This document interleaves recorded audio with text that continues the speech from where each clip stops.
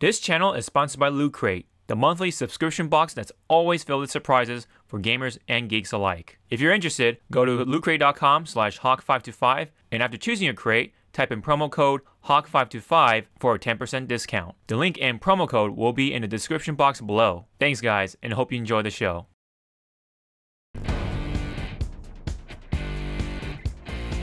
It's now or it's never, and I've got to make my decision. This time it could be my moment.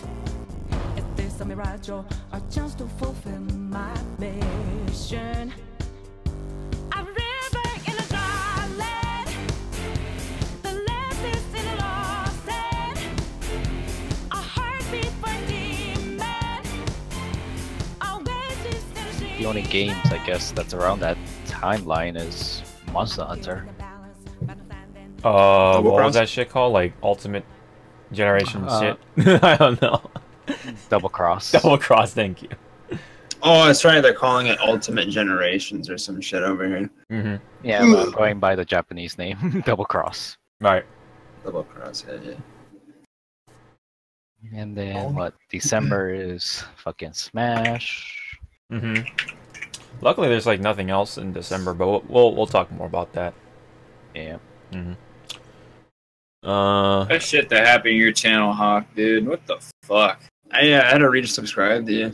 Yeah, it's fucking. Because I was like, where's his shit? I don't see his shit in my sub box. And I'm like, oh, I'm not subscribed to him anymore. Huh. Yeah, it's happened a lot to like a number of people now. And I don't know what the fuck YouTube's like been doing lately. They ain't gonna fucking explain shit. What the fuck?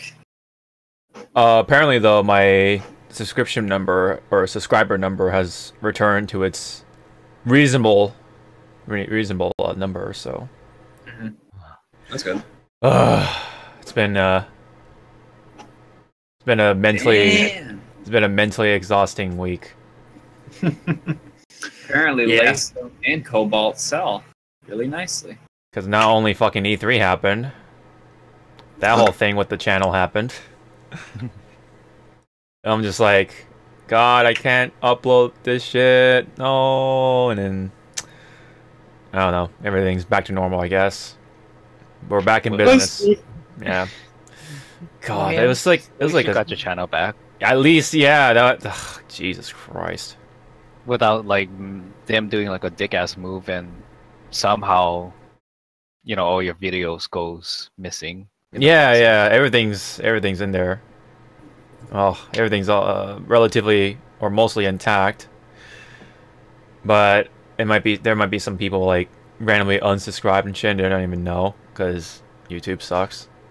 Balls. Yeah. Time to upload to Pornhub. Yeah, including this podcast. But anyways, let's I think that's a good time to start. We're back from E3 week. It's been quite a week. For fuck, I lost track of what episode is this, but probably around like 57, 50, 58, kind of something like that. But anywho, welcome back, and the channel, thank God, is back in business right in time, right when E3 ended. But we're back nonetheless. Last time we podcasted was regarding to the whole predictions, and now everything's I guess come full circle. So all the E3 shit is done. That time has passed now. So I guess we can all just go over some shit and say what we think of it. If we have any opinion about whatever was presented at those press conferences. So I believe I have this in order, so we're gonna just go with EA first. I think one of the biggest ones definitely was Battlefield 5. One of the underwhelming surprises was the Battle Royale mode. Yeah, of course. You know, it's funny because I didn't realize it. I didn't notice when we were actually watching it, but people were booing when they announced the Battle Royale shit. I didn't even realize that. Yeah. People are tired of it. It's just no. It's just so cliche at this point. And battle royale is such a new genre, but it's like it's gotten to the point where it's just so cliche now.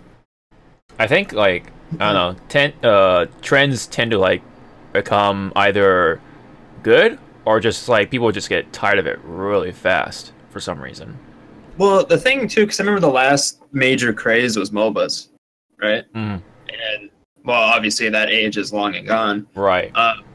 But when MOBAs would come out, like they would kind of get swept under the rug. Like League of Legends and shit were, and Dota too. Like those were like they still are the popular ones that people still play. But it's weird because like I feel everywhere I turn now, there's still fucking BRs, but people are all hyping them up and shit. They're all just janky fucking garbage. But I don't know. I think maybe AAA companies getting their hands on BRs, maybe things will be different. I don't know.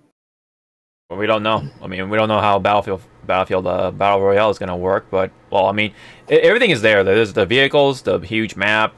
I mean, they have everything, so I think it'll work a little more natural with Battlefield. But Call of Duty is the more surprising one. Like, we don't even know how that's going to work, really. Yeah. I'm a little nervous because I remember them talking about helicopters and shit. Yeah. And I don't know about that.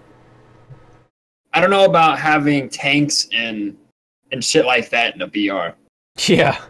That doesn't sound... I don't know if there's tanks in the Call of Duty one. I remember hearing the helicopter shit when they were talking about it, but I don't know. I don't know about that. And I feel Battlefield 5 might have some of that shit. And it's I don't know. No idea. I don't know, man. Battle Royale is the trending, I guess, little genre at the moment. Yeah, I think before was like what, zombies for games, and then before that was FPSs starting from COD 4, of course. Yeah, there was a lot of shooters back in the last gen. But seems like a good number of single player games have been popping up too, which is good. I think that's the more, I guess, beloved genre comparing to Battle Royale, because like either people like it or hate it, and it's definitely one of those things. It's it's kind of like Call of Duty back in the day. Either people love it or people fucking hate it, dude. But we'll see where Battle Royale goes. Let's see how long that shit fucking lasts, especially when Black Ops 4 and Battlefield 5 comes out. Because those are the AAA titles that will feature the Battle Royale, and we'll see if it's there to stay within the gaming genres or not, or trends, whatever.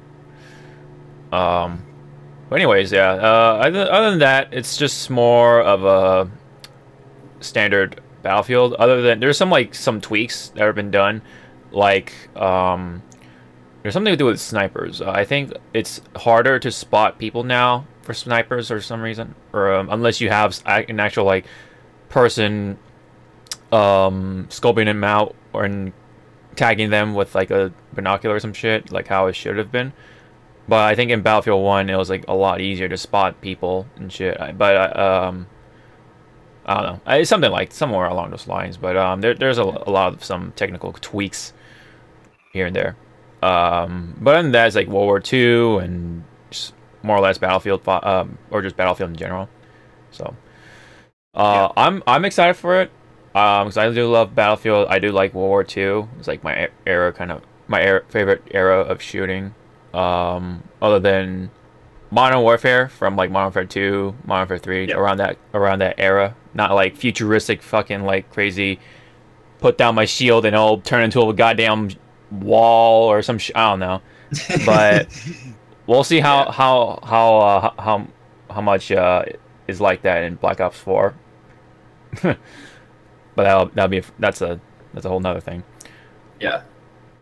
Honestly, I do think the concept for Battlefield 5, like I don't like World War II, mind you, but I do think it's interesting that for the story and the setting, they're going for the Nordic war front. Right. Yeah. That's pretty cool to me because that's like a part of World War II that isn't touched upon a lot.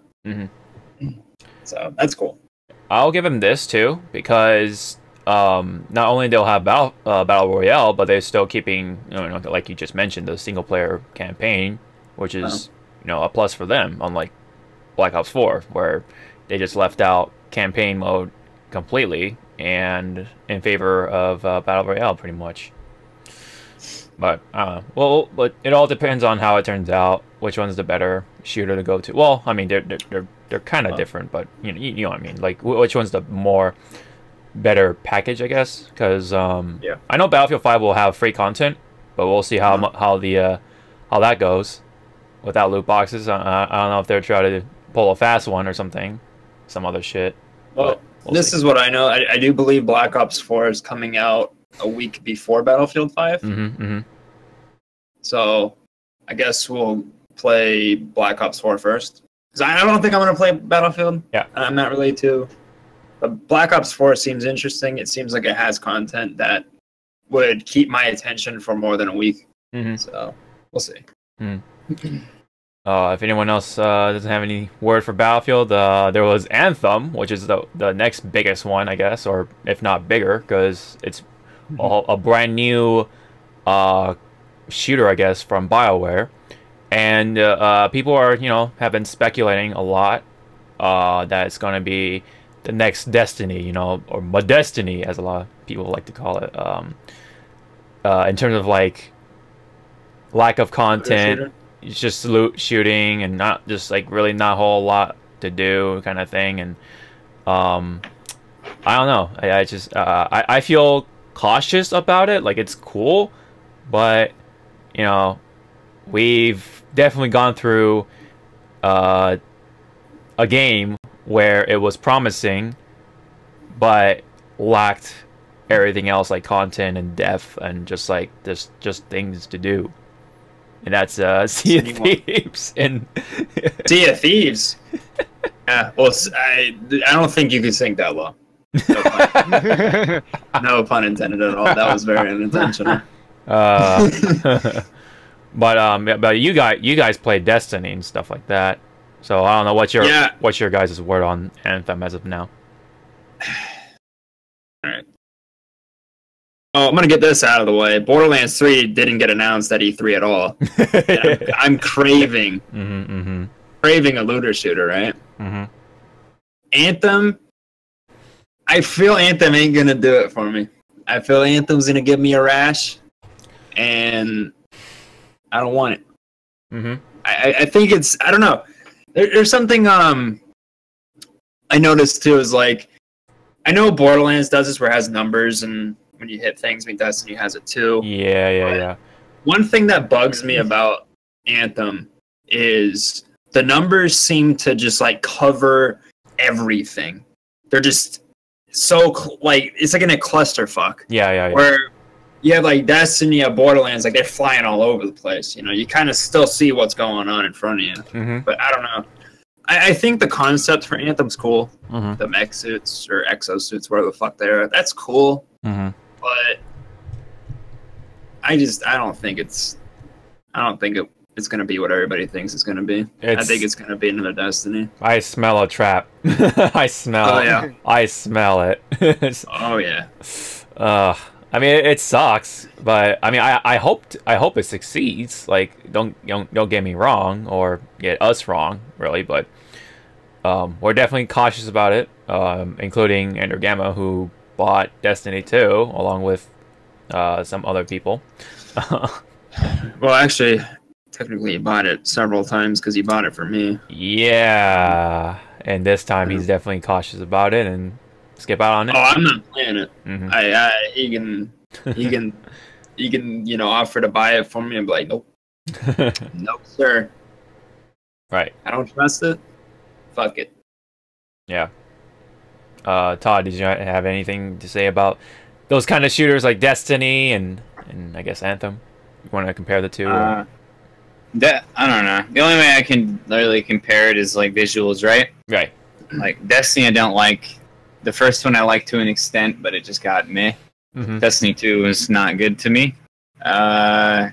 Anthem just looks like it's preying on the victims of Destiny.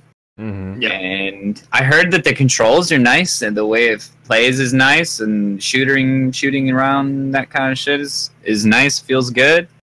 Obviously the visuals are pretty good, but ultimately I don't really care. So I don't really have an opinion on it, really. Yeah. Other than I have an opinion on it, but I don't really. It's not really. It's even less relevant than I think it is. You know what I mean? Because it's like, I'm not gonna play the game. I don't really care. People who like that kind of shit are gonna probably enjoy it for what it is. But ultimately, what I see it, it's just like it's preying on the victims of Destiny. People are going to fucking pick it up. They're gonna anticipate a lot of it. Those type of people who put a lot of time into Destiny might enjoy it for what it is, but the people who are just kind of like overall burnt with Destiny will play it, enjoy it for a couple hours, and then later on just be like, I'm kind of tired of doing the same quest, or I'm kind of tired of doing the same fucking thing over and over and over and over again. Because those games generally, like Destiny, for example, is an MMO, so it makes more sense for you to fucking go around and you shoot people or shoot fucking mobs and then loot them and grind. Like, you can continue that on throughout the years and the expansions and shit. I don't know if Anthem's an MMO. I don't think it is. I think it's single player with like co-op app. I don't know. But if it's not an MMO, then it's probably just like, okay, what's the point of doing a shooter looter RPG without expansions and shit like that? And without the MMO format, at least. I know Borderlands makes it work, but Borderlands is also a lot more whimsical and unique. Yeah, visually at least, definitely. Kind of has the whole Mad Max thing going, and characters are just outrageous. Borderlands has personality. It does have personality. That's one thing Destiny doesn't and tries too hard to have is personality. Where it just kind of just overclouded with fucking just nerd humor. Like it's like Star Wars characters making jokes. You know what I'm saying? It's that level of humor, and it's not funny to me. Yeah. Now Borderlands is more like, all right, we're gonna make memes that are relevant to this time. You know what I mean? We're just gonna do that. Characters are fucking crazy. They're out of their goddamn minds. Yeah. I don't know. It's got more character. It's got more personality to it. And fuck you, K Games, for not fucking goddamn whoever the fuck's doing it now. Now it's in Borderlands 3 E3. But it might be later on. Well, we'll never know. Yeah, might be later on. Probably next year. We'll never know. But not sex crossed. Not sex crossed. So I think for the most part, Zawarudo, did you want to say anything about those kind of shooters like Destiny? Because I know you were trying to get into Destiny or something. You had something going on, I think, if I recall. But how do you feel about Anthem, really? Pretty much, I'm in the dark with that. I don't know what that game's gonna be. Just gotta speculate. Wait for at least a good trailer to show off gameplay, not like the one we saw at E3. Yeah. We barely saw anything. It was like, oh look, robot. Okay, let's go over here. Like, wait, I want to go there. Yeah, the press conference was very like. I mean, like we were kind of talking about it during the actual reaction too. Like it was better, but it was still pretty bad comparing to other press conferences we'll mention later on. But yeah, it's still pretty bad overall. They really need to like work on their presentation and shit, because that shit was boring, dog. It's cringy too. Like that whole fucking part with the guy from Respawn. Like that shit was just weird, hard to watch. Yeah, like it didn't hit me like right away during the reaction video, but as soon as I like thought about Respawn, I'm like, dude, they just put him in the fucking audience, and like and they didn't really let him like show off the logo or anything. It was just a fucking title. Like, you're working on a Star Wars. What is it about? These lightsabers and shit. Oh, do I get to touch a lightsaber or some shit? Like, oh, I was like, Do I get to use a lightsaber? Yeah. Yeah. What's the game gonna be called? Star Wars, fucking Last Jedi Order, fucking Dark Sith, fucking I don't know, some stupid shit. Yeah, it was Star Wars Jedi Fallen Order. That was the. That's it. Yeah, that was. This is by the way, Respawn is the people who made Titanfall. Yes. If you guys aren't familiar with them, and they're now EA's bitches. Literally. They are. EA's bitches. For now, until a new one comes around, and then they're just gonna dump it. Yep. But otherwise, there are of course the usual sports games. But in addition to that, they decided to bring out like the champion of Madden or some shit. It was just like, what the fuck is this? It was cringy, man. He looked so lost on stage. He was like, what do I do? Yeah, like it was just so unnecessary. Like, who the fuck cares about that shit? I mean, I'm sure there might be some people who are into that kind of thing, but I don't know. It just went on too long. It just dragged on, and it felt very out of place and unnecessary. And he looked like such a cardboard cutout of like a, you know, like one of those like Hollywood model fucking like presenters would look like presenting a game or some shit. I don't know. He looked like a typical fucking like a showgirl, like the booth babes. Something, yeah, but he's an NFL Madden dude, I guess. I don't know. Yeah. I don't know, man. I don't know. That's just how I felt when I looked at him. He looked very stereotypical, like, oh, hey, you look like someone who would like Madden. Here, just hold $50. Here's this money. Hold this championship belt for Madden, and just act like you like NFL. I don't know. That's what it looked like to me. I mean, I don't know. He might be really the champion and shit, but for all I care. But overall, yeah, that shit was whack. Yeah. That shit was whack, dude. But there were some diamonds in the rough, I guess, with Unravel 2. At least that felt like very genuine. When that person came out and talked about the game. That was the game with like the yarn and like the and the umbilical cord kind of design. I don't know. That was pretty funny though. Yeah. There was one more game that I'm forgetting, and that was also like kind of the indie one. It was an indie one. It featured like the demon lady, like a demon girl or some shit. Battlefield. And sadly, that's not on the fucking list, so I can't really I can't remember well. But that one was the other diamond in the rough, because that felt very genuine, and that felt like actual press conference for E3. You know, Sea of Solitude. Yeah. Sea of Solitude. Yeah, that's what it was called. Yeah. Another Indian game. Funny enough, really funny how like the indies are very genuine with their games, and of course EA is just like, hey, so this game is gonna make these kind of numbers, hopefully. So if you know, and it's kind of just like, I don't know, like the overall conference for that one felt like a business meeting, because that one guy was talking about that subscription shit. I'm just like, fucking like, what the fuck? They've lost it, man. Yeah. Like, I get what they're going for. I get what EA is after all these years. I know the business aspect of. No, I don't know the business, but I know why they do that business shit. But I don't. It was certainly better than the years previous. Yeah, I think, or years prior. But every year it just seems like they come out and they do this fucking traditional conference type fucking scenario, and then it just goes over people's heads because it's just so fucking boring. And then they casually slip in fucking these things like this is shit, and it's just, I don't think anybody's really gonna bother.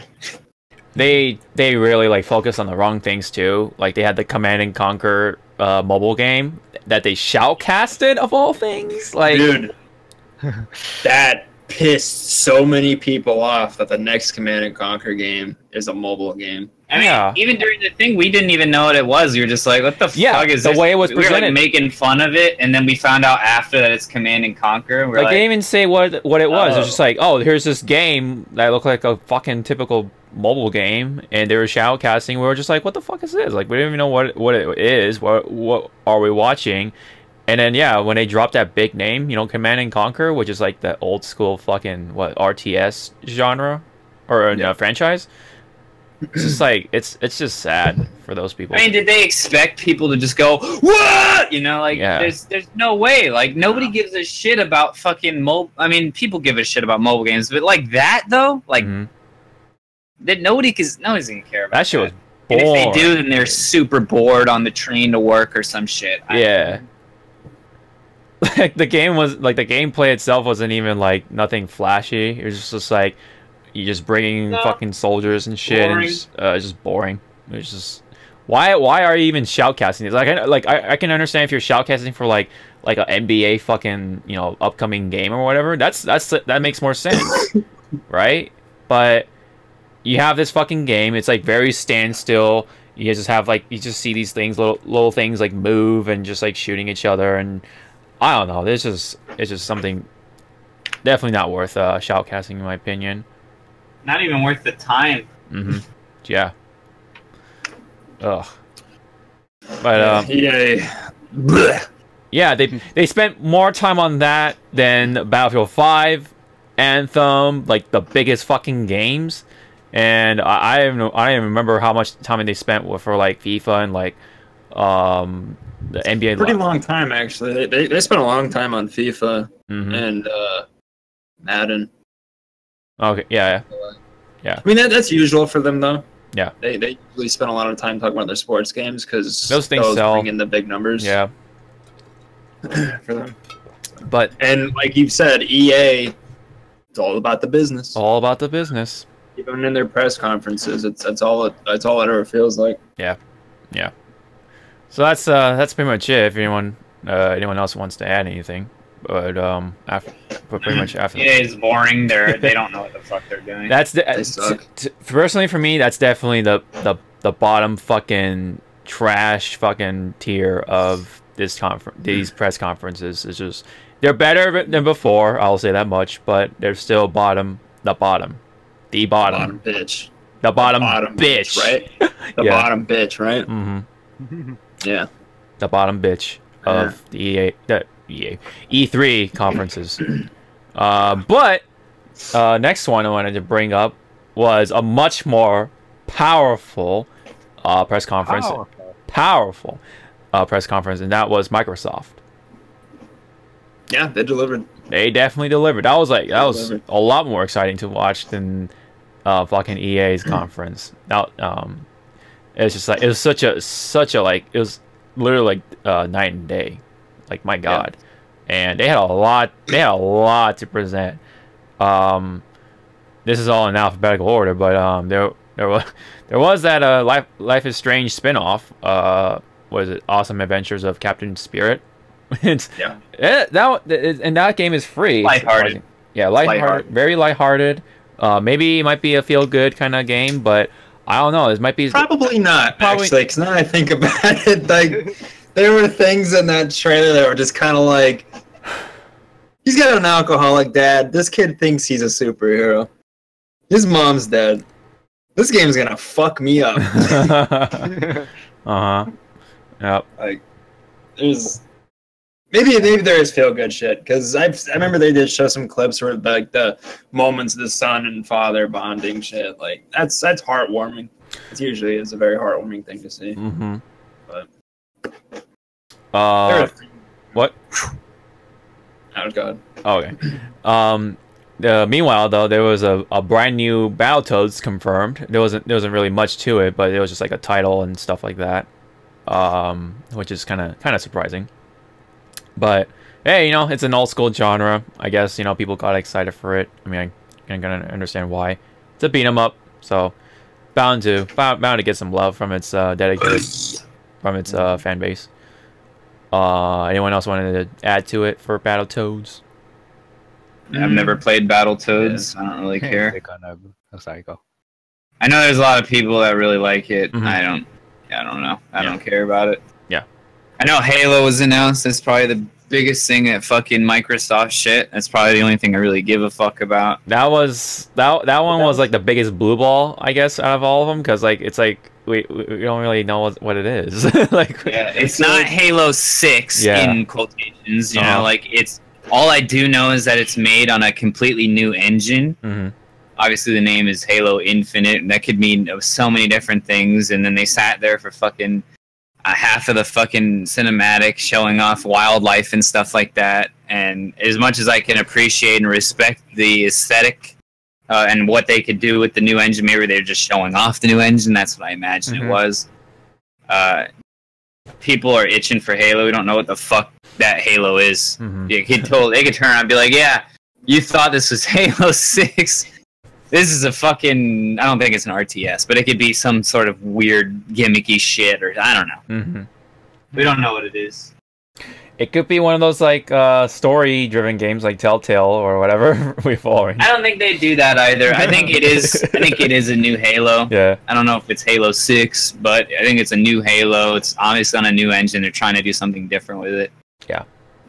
Maybe it will be good. Yeah, we have no idea because we don't know what to do. We don't know what to do. Master Chief. Yeah. The choose your adventure. Chief, there's a swarm of flood coming. What do? Run away. Got it. Yeah, the dialogue choices. Yeah. Yep. Yeah, they might take the or they might take the Mass Effect approach with that. Maybe, I don't know. It could be the next Cortana, I wanna fuck you. yeah. Could be the next Mass Effect. We don't know. It could be anything because we haven't seen the gameplay for it, which a lot of people are complaining about. But oh well. I mean, you'll see it next year. Not that I'm going, oh, get over it. But like, honestly, that's the way it's gonna happen. It's gonna they're gonna show it next year at E3. They're gonna come out and be like, Halo Infinite, and then fucking the people that were for some reason didn't even show their face this time. Gonna have them come out: Bonnie Ross, Kiki, the bald milkhead, and then fucking the other dudes are gonna come out and they're gonna be like Halo Infinite, jerking the dicks off, and then fucking show some more wildlife, show the engine can do some more, show some gameplay, show some cinematic fucking shit what's going on in the story, and then be like, it's a November release date, and everybody's gonna lose their mind and pick it up later on in the year and play it and be disappointed because 343 Industries sucks, and then move on. Yeah, that's probably what's gonna happen, but we don't know. We gotta wait and see. But meanwhile, we had Cuphead, Crackdown 3. Trying to go through these a little quickly. Forza Horizon 4, of course. That's always one of the big ones for Xbox. Just Cause 4, Metro Exodus. The tornado game. yeah. Just Cause 4. The tornado. The main character is the tornado. That's the main character for that game. I don't know why, but I mean, I don't know why they even showed that tornado so much. I saw more of the tornado than I saw of the gameplay. Yeah. I don't know what's going on with that, but also we had more on Battlegrounds, of course, new map, whatever, the snow and shit, whatever. There's also an update for Sea of Thieves, now featuring what, big ass sea monster or whatever, or some shit like that. I forgot the names for them, honestly, but I think it might be safe to say that it's probably not gonna draw us back in there right away. I don't know. Sorry about Sea of Thieves, dude. They gotta pump out a lot more content before they do. Yeah. And after like hyping up that shark shit, which that looks cool, but people are just like super hyped for it. Get on there, fucking play, and then it's over, and it's just not like. Even too, like they were saying, the whole encounter was so lackluster to what they were expecting it to be. Like, granted, the shark can move your boat if it rams into it. Like, it can straight up turn your boat around.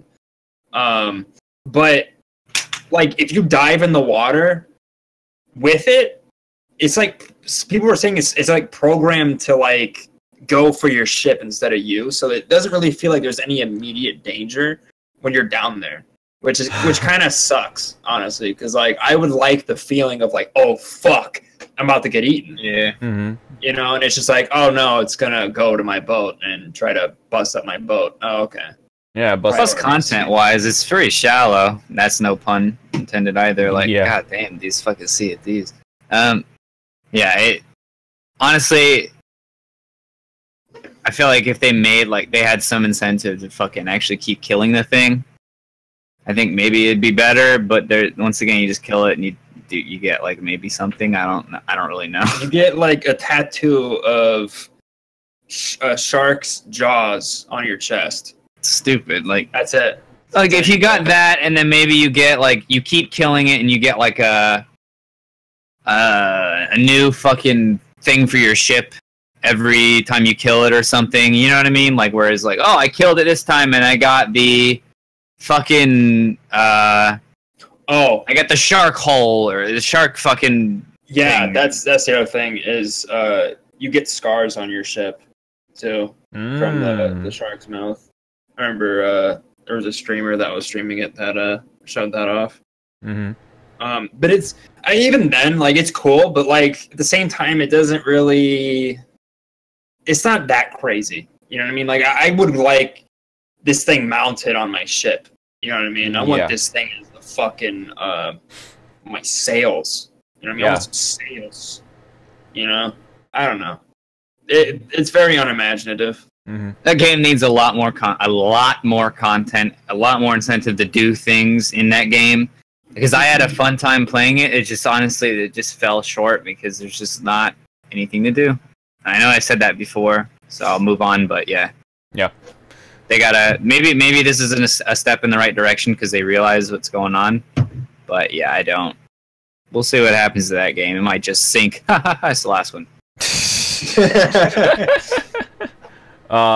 We know what game we know it's gonna be really big for sure though. Kingdom Hearts 3. I don't want to talk about it. I don't want to talk about that trailer. Actually, you know what? We could probably get Kingdom Hearts 3 out of the way because there's like 3 fucking different trailers throughout the entire fucking press conference. So I'll go by saying this. I'm kind of upset with the first one. Yeah. For obvious reasons. I mean, yeah. But I feel like they shouldn't have shown that. You know what I mean? Like, I feel like that's one of those things that you kind of just want to like surprise you when you play the game. So it's more impactful because like now like seeing that in the trailer, I'm gonna be like when that happens, I'm like, oh, it hurts, but I already knew this happened. Like that the magic's gone. You know what I mean? Right. It's I don't know. There might be some more to it though. I don't know. I mean, of course, yeah. But I think there's things like that shouldn't have been shown. I think they showed too much on that. Nah, they had to because King Mickey was in the back going, "Oh, you better show that shit."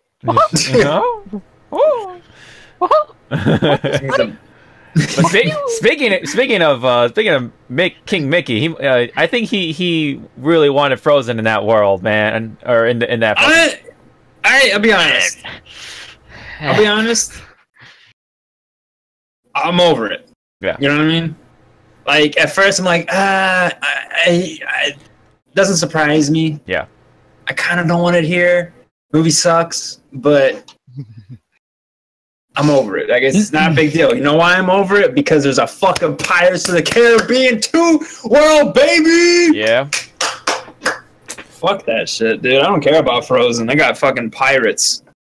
Was that shown off in Xbox or was that shown off? No, it was at Sony. But I would just want to get the trailers out of the way because they, you know what I mean? Like they showed them over the course of the entirety of E3. Yeah. But yeah, new Pirates World. That shit looks fucking sick. That shit looks cool. That like now it looks like it really looks like a Pirates of the Caribbean kind of kind of world now, especially with the outfits on Sora, Goofy, and Donald. Like they look really like cool. They're part of it now, which is really cool. Well, even too, like because it's on Unreal Engine 4, they're able to do so much more. Yeah. So, even like the textures on Sora, Goofy, and Donald, like it's not only just the outfits, but their textures themselves. Yeah, see, exactly. Like it looks weird. You know what I mean? But like when you look at this shit, their textures and everything match the textures of that world. Yeah. Yeah. It's not even just the outfits; they just look like they belong there now. Yeah, they actually fit. So that like they're actually like seem like, you know, they're modeled in because the engine can actually like be able to show that to, you know. Now, one thing though I want to see is Davy Jones. Yeah, I want to see that too. I like Davy Jones, and I want to see Kraken. I want to see that happen. Because that's the movie. Yeah, that'd be very cool. That's what is it? Dead Man's Chest. That's the second movie. I feel so. Yeah, but this is I think part 3, the World End. Oh, is it World Ends? World's End? Yeah, because they're saving Jack by the looks of it from Davy Jones's locker. Oh, the whole ship going over the sands. Oh, okay. Oh, right. Yeah. Right. But yeah, hopefully we get to. We'll see what happens with it. Yeah. It's still really cool. Kingdom Hearts. Honestly, fucking, if you watch the fucking, if any of us, you know what I mean, I have to rewatch them myself because I can't. All that E3 shit, I was just fucking salty as fuck the whole time. Yeah. But yeah, I'm still not really impressed with anything from E3 with the exception of a couple games. Yeah. But Kingdom Hearts looks fucking good. Looks fucking good. The Frozen shit, I just kind of laughed about it because it's just like, wow. But yeah, I mean, I'm sure it'll fit. I'm sure it won't be as bad as, you know, it's whatever. But well, as long as Frozen's game looks fucking good. Sing-along world, I'll be happy. Yeah, if it's sing-along, I'll be pissed. What if that's the new Ariel shit? Nah, they had they're music shit. Fighting Heartless. Fighting the Heartless with music. Oh man. You know, I really hope they don't ever do that again. Yeah, fuck that. Both Ariel worlds are fucking trash, dude. Yeah. Well, it's more funny because they show that in the Pirates world you get to swim in it, so I kind of had like, hey, as long as the controls aren't like fucking one where I'm fucking just like, what am I doing? I want to go up, not down. Exactly. Yeah. They have the technology, they have the experience. I'm sure they know what they're doing now because even all of the janky shit that was in the some of like what is it? Birth by Sleep that's being brought into this game, like the what's it called, Shot Lock. Apparently feels natural in this game compared to Birth by Sleep. So apparently the combat, the way it's evolved, it's very good. I'm sure it'll be good. Yeah. I'm sure they know what they're doing. I believe, gameplay wise, I believe it'll be like a fucking like vast improvement. We'll just have to see how the story goes, but I'm sure it'll be entertaining, just like all the other Kingdom Hearts games I've played so far. I definitely gotta catch up now. The next installment to actually figure out what's going on. I gotta catch up now, like definitely as soon as I. Yeah, have fun, Birth by Sleep, man. Yeah. Yep. Yeah. Still gotta beat. I still gotta beat Vince's story, even though I beat it before. But unfortunately, something happened with my game save and just it went bye bye. Hawk, yeah, what's up? Play it on easy. Do not do that. Do that to yourself. Play it on easy. Trust me. Like, I don't normally condone people to make it like, unless like that's their preference to play it on easy difficulties. But that game is so jank and fucking garbage. Like the combat. It didn't end at Terra Nort. I'm just gonna say that. Yeah. You need to definitely put that game on easy. Just to get through it, because it's so much more enjoyable if you play it on easy. Because that combat sucks dick. Yeah. I mean, I've been through it once for Ventus. I haven't gone through all the way for Aqua. Really. So, well, I don't remember Aqua's being that bad. Ventus, I don't remember really being too bad either. It was really Terra's fucking. Oh yeah, I beat Terra's. I believe me, I already experienced that. Terra's was a fucking nightmare at the end, and then yeah. It doesn't end there though. Oh man, the nightmare doesn't end there. Yeah. Oh no. Just so you know, once you finish Aqua's story, the game continues. Oh Yeah. Oh, The game continues. Yeah. I had a feeling. The game continues, Hog. Yeah. It's okay, cause in Kingdom Hearts 3, the summons are gonna help make you happy. Yes. There was Wreck-It Ralph, I believe, as one of the summons. Mm-hmm. Yeah. Yeah, expect another fucking video later on in the year for showing off the Final Fantasy fucking people too. Right. They didn't say anything on that yet. Yep. Mm-hmm. So that'll probably be in the coming months where they have, here's a new fucking Kingdom Hearts trailer, and it shows fucking Tifa's big juicy thighs walking past the screen. Well, there is one summon that I'm really disappointed that it is a summon. What? Simba. I really wanted to go back to the Pride Lands, but no. Oh. He went back to being a summon like in number 1. I like the Pride Lands. That was cool. It's a good world. It could have been really cool for the Unreal Engine. So, the new engine. So yeah, that might have been a cool world to see, but just wait for the DLC. Yeah, they're probably gonna do what they did to 15. I really hope not. I hope it's all there in one package, and it's not gonna be in one package. That's the kind of game where you should not be doing that shit. Like Fantasy 15's its own standalone thing. It's got its own universe, its own character, blah blah. Kingdom Hearts is something that's just been going. You can't do that. You can't have a game that has its story in fragments and then jump around the timeline like you do in Kingdom Hearts, still not understand what the fuck is going on, and then have more fragments of a story that you release for people to pay for. That's just like, you can't do that shit. That's a bad idea. Yeah. Life, will find a way. They'll find a way to They'll find a way. I hope not. They're gonna... Maybe, but I hope not.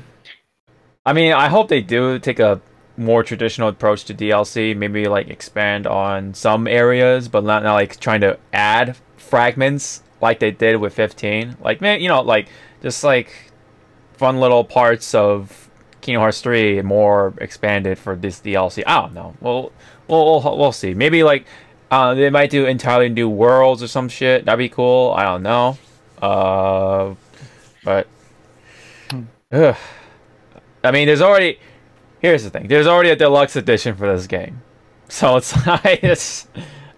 introducing the new Kingdom Hearts world. And guess what? Song of the South. And guess what they did with 15? They also had a deluxe edition at the fucking pre-order. So they're already kind of doing similar things with that in terms of fucking DLC. I haven't seen a thing about Season Pass though.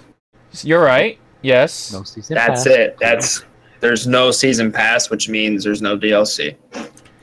If I see something about Season Pass, I'm gonna poop my pants.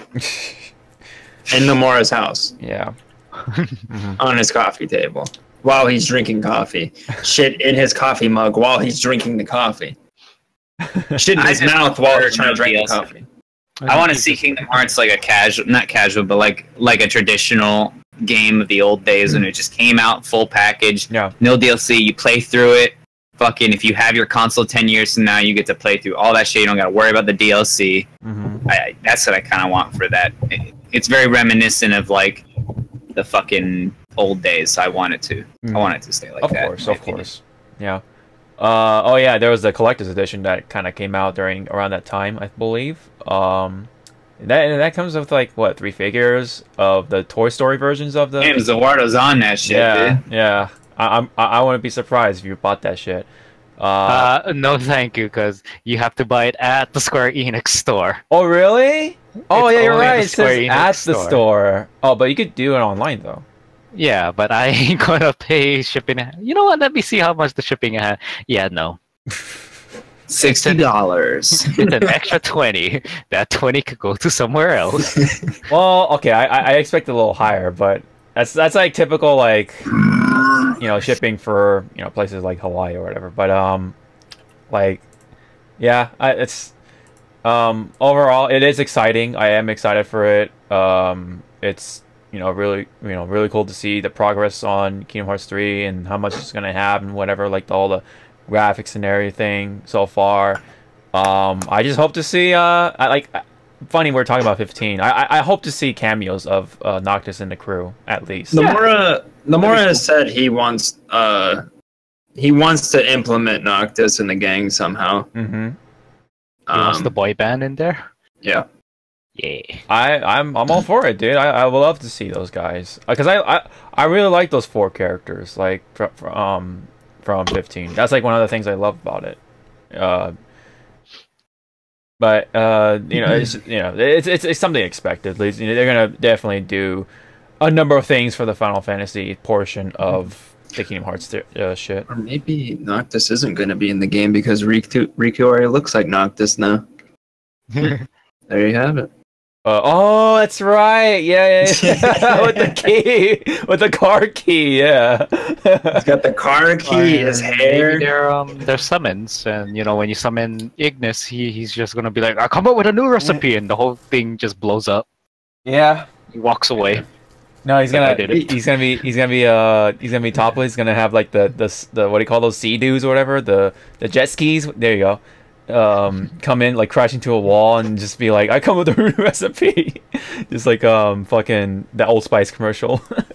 But he cannot do that because we have the rat from Ratatouille. Oh yeah. Oh, yeah. Oh man, I would have loved to see the rat from Ratatouille and Ignis together, and just that would be really cool. They might put those two together at the end, like the ending credits or whatever. It's like a little like video. With Gordon Ramsay yelling at them. Gordon Ramsay yelling at them. Damn, that's definitely an ambitious crossover. Where's the fucking lamb sauce, you idiots? No. Sorry. There's another thing too. What was it? I think he said he wanted lightning and snow to be in it too. Yeah, it's gonna happen. 13 was a big game somehow, but some way. But I wouldn't be surprised if those two made it in there, or at least lightning. Lightning is not a surprise. The only way lightning's gonna be there is just Cloud dressed up as lightning, going like, "Hi." Mm-hmm. And then he just walks away. Those two are gonna fight. Those two are gonna fight in some sort of little scenario during the ending credits or some shit, or they're gonna like stare at each other and. I think I want to fuck you. But Cloud cannot, because I shit my pants. Sephi's just gonna be right behind him, going like, "What are you doing?" What else was? Anything we're missing for Kingdom Hearts 3? I think that's pretty much all they've shown. Yeah. Mm-hmm. Pirates, that's a big one. Yeah. Pirates, Frozen, more just story shit. Rock and roll like McDonald's. What's up? Rock and roll McDonald's. Rock and roll McDonald's. God damn it. Not to mention, like, they showed off all the characters who previously died, and it's like, what the fuck? Coco died. What the fuck? You need to catch up, dude. I know. Spoiler.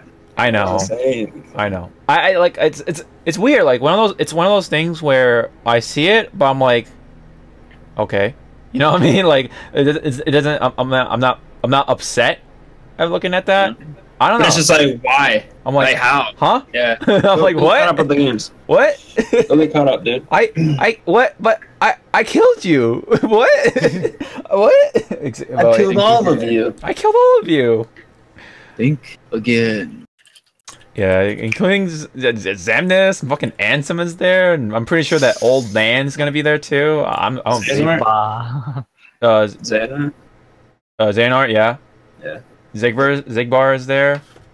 The guy, that one guy with the cards from the organization. Luxord. Gambit. Yeah, Gambit. Yeah. What did they put Gambit? Because he's a part of Marvel. X-Men. Yo, I have to put X-Men in there. That would be like such a big like fuck you to. Oh, dude, you just like there's like a secret room, and I think I made this joke already. Where there's like a secret room you go into, and Wolverine's just sitting there. Mm-hmm. What's up, bub? Yeah, they go into the what was it called? It's like a dark room. It's like a dark room, and he just hasn't seen the light of day for years. Or yeah. Or they could somehow like incorporate a danger room from the X-Men to like Kingdom Hearts and like kind of simulate like a scenario with a fight between Sora and his gang and the X-Men or whatever. That'd be kind of neat. But I think the only thing missing, I guess, is just Star Wars and Marvel. I don't know. Naval. Nah, it's not missing. No, they're gonna put that in DLC. That's the DLC. That's gonna be the DLC for the game. This is gonna. No, that's fine with me then, because I don't have to play it. Yeah. We are going to get a Marvel world if you count Big Hero 6. It is a Marvel licensed movie. True. And we still have no fucking footage of that damn thing. Oh, that's right. We don't. Yeah, I forgot about that. That's probably Big when. Hero 6 was out. That's probably when they'll put some of the Marvel heroes in there, because you know Marvel. I don't know. Yeah, They're not doing the fucking Marvel here. We don't know. They're not doing it. They could do it. They could do it. No. No, they can't, because they will have Deadpool and he will just break the fourth wall. They're like, "Hi guys, They I'm here." can't. No. Hawks is like poking at it, poking at it with a stick. Come on. They might. He's poking They King Mickey could. right now. But they could in though. Marvel, Yeah. Mickey, please. They could, and same with Star Wars. It's part of Disney. Yeah, God.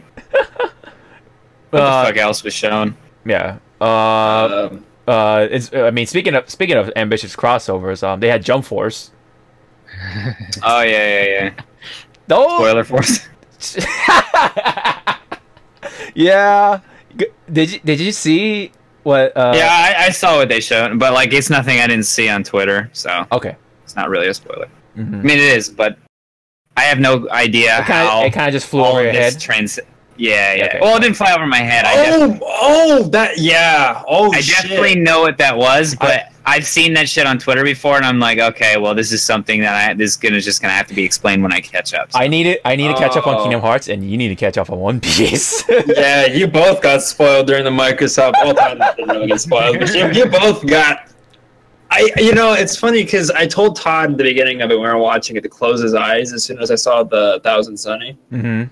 And I didn't even see that until I watched it again. Yeah, because I know exactly what you guys are talking about. When that popped on, I didn't have my headset on, right? Because I was folding laundry, and I looked over at the screen. I'm like, is that Naruto? And he's sitting up there in like his HD resolution. I'm like, damn. And then fucking like, I see fucking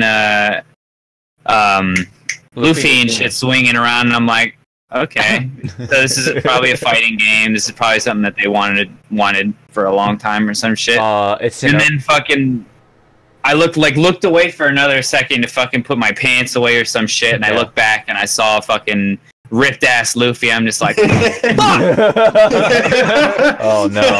All right, it's just something I'm gonna have to catch up on. Yeah. Because I've already seen that shit on Twitter. I've seen all of that, not all of the shit, but I've seen a lot of spoiler shit on Twitter. Yeah, let's not. Like I even know like each of Oda's fucking art styles. Like when I see certain shit, I'm like, oh, that's from One Piece. I already know. Yeah.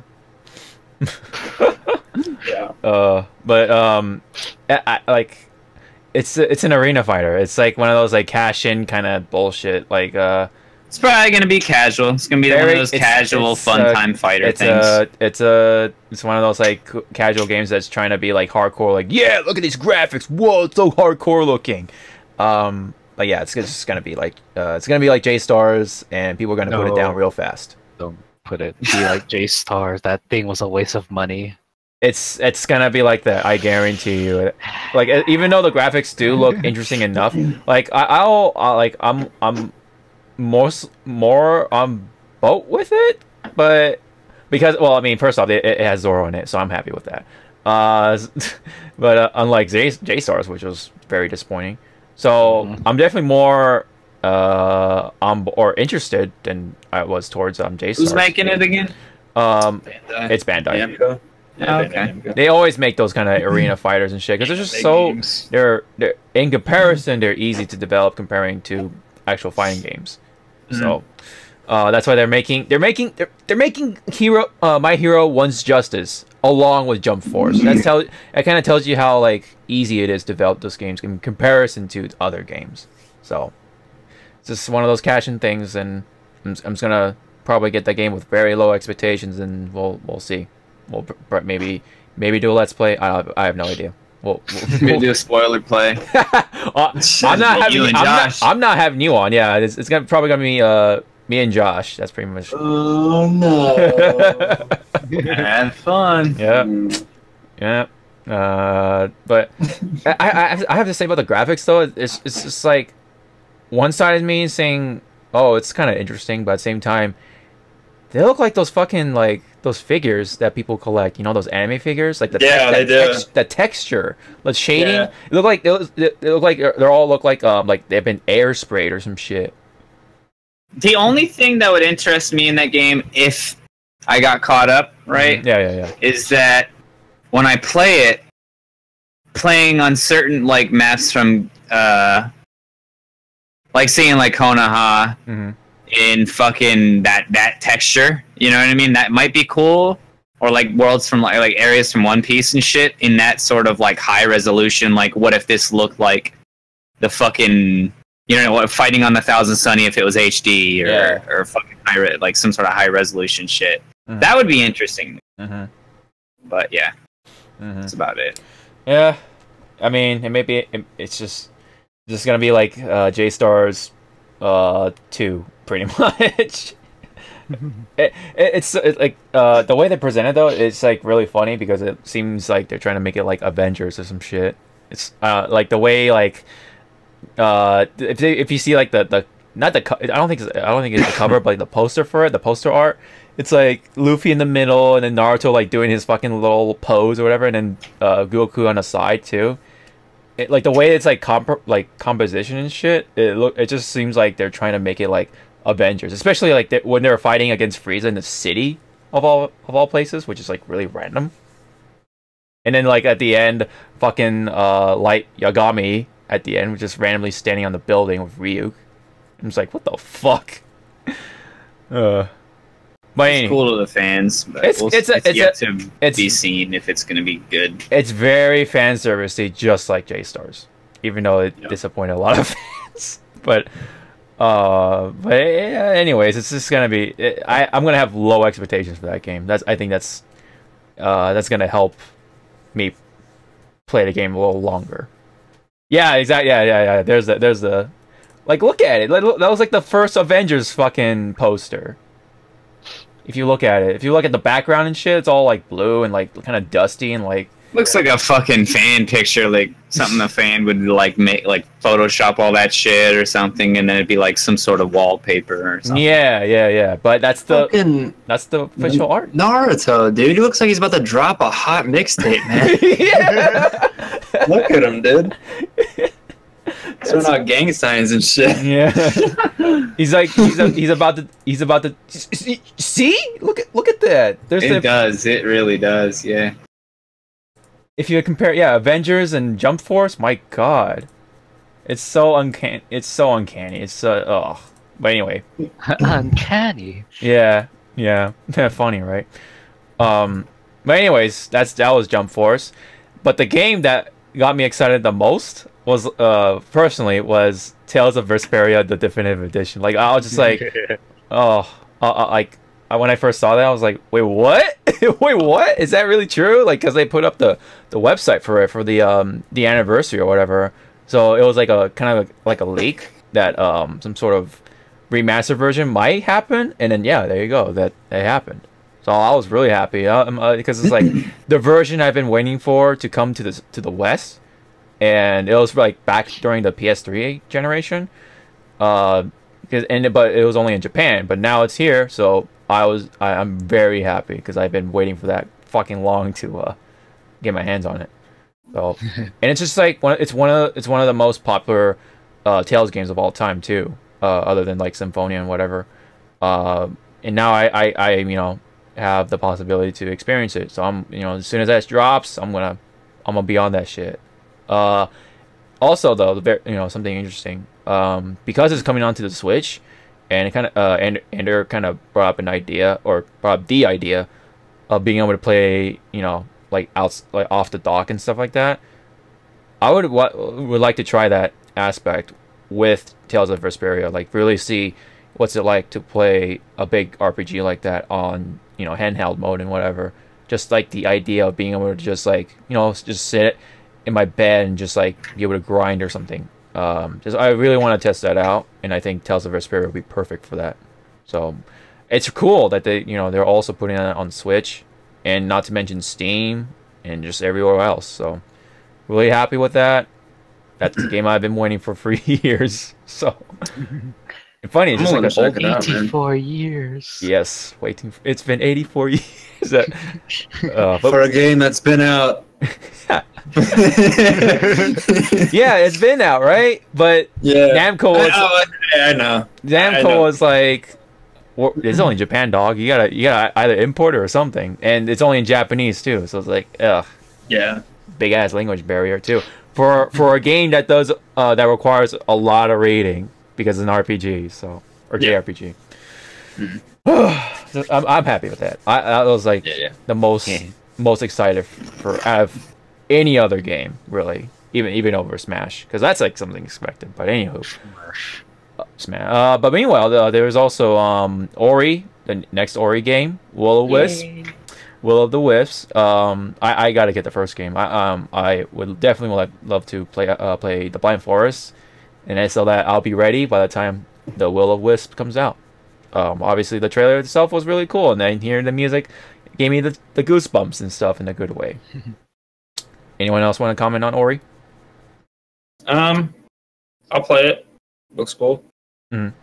Ori better not die in this game. You did. Fucked up. Really fucked up.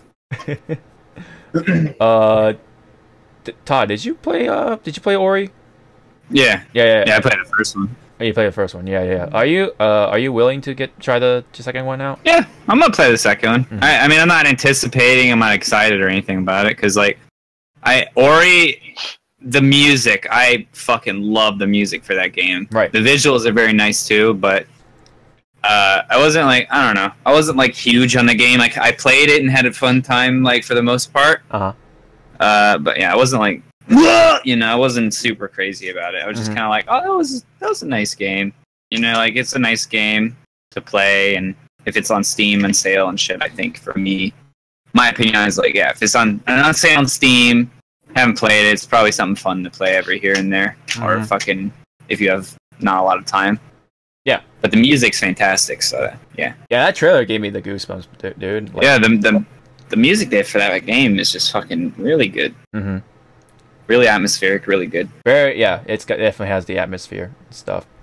But let's see. Did I say Cuphead? Yeah, I think I said Cuphead. Yeah, you said Cuphead. Yeah, they have a new character, whatever, new enemies and bosses. That's Cuphead girls, new bosses, and nobody's gonna get that far in that game, anyways. Yeah, hard ass game, dude. They're just gonna draw art out of it. That's it. That's it. That's it. They also briefly touched upon Fallout 76, but we'll definitely talk more on the Bethesda side. Yeah. And there's also Gears of War 5. Funko Pops. Yeah. They had 3 games from Gears of War this year. The Funko Pop game. They had the fucking RTS. The RTS. XCOM. Yeah. And then they had Gears 5. All of which I don't give a fuck about. Yeah. I'll never forget Doc's impersonation on it. This year, we decided we're just going to not show any gameplay, just have all cutscenes, because we're a very artistic company that just shows just cutscenes and emotions and no gameplay. Now enjoy the rest of the trailer. Fuck, that shit killed me. Yeah, I don't care for Gears. I don't own an Xbox. I have Windows 10, but I'm still not. Gears, I could give two shits less about fucking mature fucking rescue heroes. You know what I mean? I don't give a fuck. Mature rescue hero. Rescue heroes with gore. Yeah. I don't know where the story is. I don't really give a shit about any of the characters. The first game was kind of fun because it was like I was like 13 or some shit, and it was like gory. I'm like, whoa, you know what I mean? But like, I don't give a fuck about that game, dude. Yeah, same here. I never really picked up an Xbox, which was, you know, which is funny because the original Tales of Vesperia was only on the Xbox, and then they have the enhanced version only on PS3 because Japan thought, well, we don't really like the Xbox, so we're gonna make the improved version of that game onto the PS3 only because no one bought the fucking console, which is really weird, but you know that's what they did. So yeah, that, you know, the only at the time the only way to play Tales of Vesperia in the West was just the vanilla version on the Xbox. I mean, yeah, so that's how it worked. But anyway, anything else? Oh yeah, there was What the fuck was that? I don't know who did that. Sorry, I burped and then just made a fart noise. That's, I don't know. It sounded like somebody took a fucking basketball and slammed it against a locker.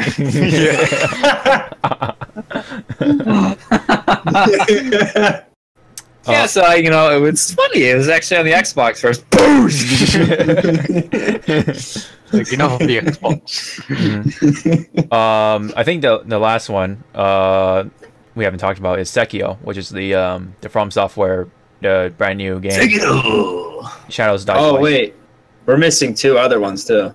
But I'll go about Sekiro first. Yeah. I mean, I'm not too fond of those kind of games, like Dark Souls format, kind of big. I don't know, big boss, challenging bullshit, boss rush type of shit. I don't know. It's not. It's not for me. You know, that's the thing though, because like it's something I've watched the trailer several times. I feel like there's not enough shit in that trailer to really go off of, because like I don't know what it's gonna be. Like obviously it's an action game of some sort, set in like a feudal Japan era, but it's a Firm Software, and I believe it's a Miyazaki game. The movement and the way that certain monsters move, yes, very Dark Souls-like, but there's things about it that make me think otherwise, unless they're going down the route of being like, all right, we lied, we're making another Souls game, but this time it's going to be in a fucking like feudal Japan setting. It'll be like a Bloodborne, right? Where it's like, it's not a conventional Dark Souls game, because maybe they're right. They're not making Dark Souls anymore. Maybe it's gonna be a feudal Japan Souls-esque game. I don't know. Japan Souls. Yeah, Japan Souls. Samurai Souls. Samurai Souls. They did this already with Bloodborne. You know, like Bloodborne's very different from Dark Souls. Similar concept, but the setting and the way that mechanics work are very different. Oh yeah. Yeah, the mechanics are obviously going to be different. It's just like the formatting. I don't think there's enough to really see on it. It's just kind of like action-packed trailer of, you know, the hook shot type shit. Robot. As of right now, I'm not interested. I played all the Souls games except for Demon Souls, but as of right now, I'm not really interested. I kind of do want to play it, but the company called Activision is making me hesitant. Oh yeah, you're right. Yeah, they're publishing it. Oh, that's right. It's like you wanna touch it, but then it's like I'm not gonna get AIDS from it. Yeah, it's like I don't know, but Activision, I don't know about you.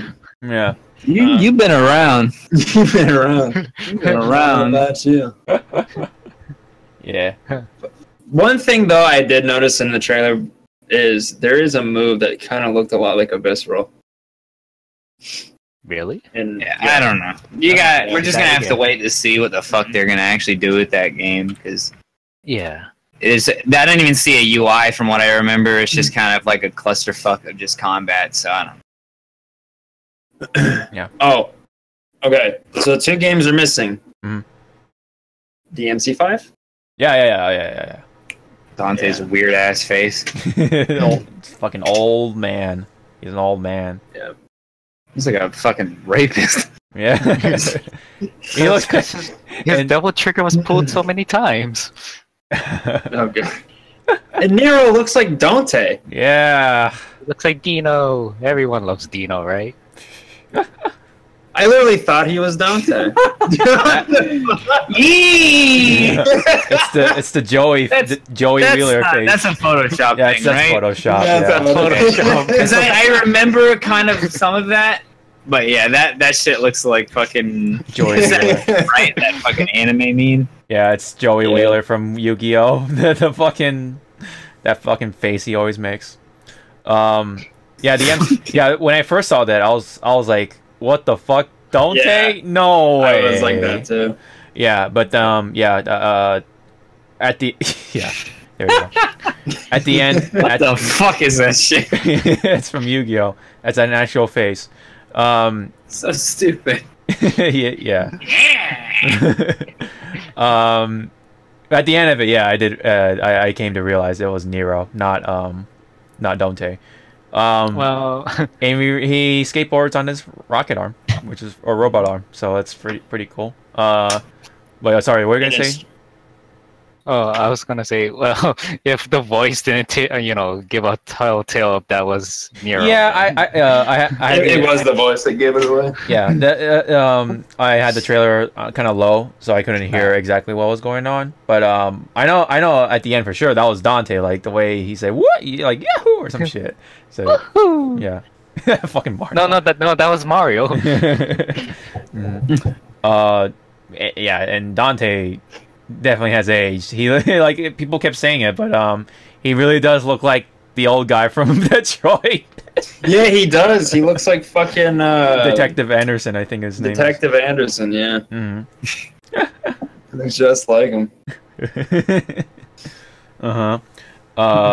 But yeah, otherwise there's the new character, which is the mechanic girl, which a lot of people are liking already. Honey. Yeah. Southern Kick some demon ass. It's demon ass. But God. who's better? Is she better or is it Cindy? Cindy. I feel like Cindy's more attractive. well, I feel like at least with the one in DMC5 seems a little more realistic, I guess, a little more real, cause I don't know, like yeah. Oh my god. There you go. There you go. Your resemblance is uncanny, just like fucking Jump Force in first Avengers movie. I don't know. It seems a little more down to earth for that mechanic girl. I don't know. That's just how I see it. I just like her accent. That's it. Yeah, just the accent is that's probably similar. Pretty modest in comparison, I would say. They both have shorts, sure, but who's got the cleavage coming out?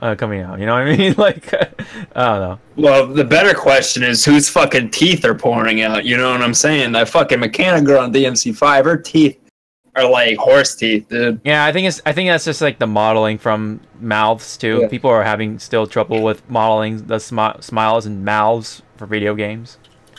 Yeah. But I think Exactly. in general she's supposed to have like a big smile. She's supposed to. She looks like a fucking like she eats asshole, dude. Yeah. She looks like she eats asshole. Yeah. But anyways, it's cool. You know, the MC5 it's finally announced. A lot of people are, that's like one of the most anticipated and exciting games for those people from Xbox.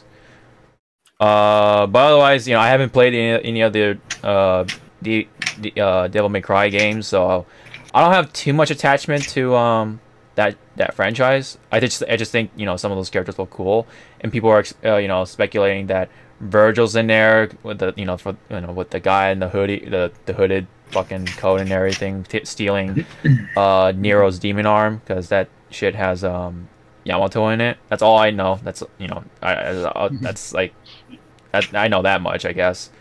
But I think Virgil looks cool too. That's that's something I feel. But otherwise, I might just watch people play it. Honestly, I don't know. We'll see. Anyone else wanted to add on?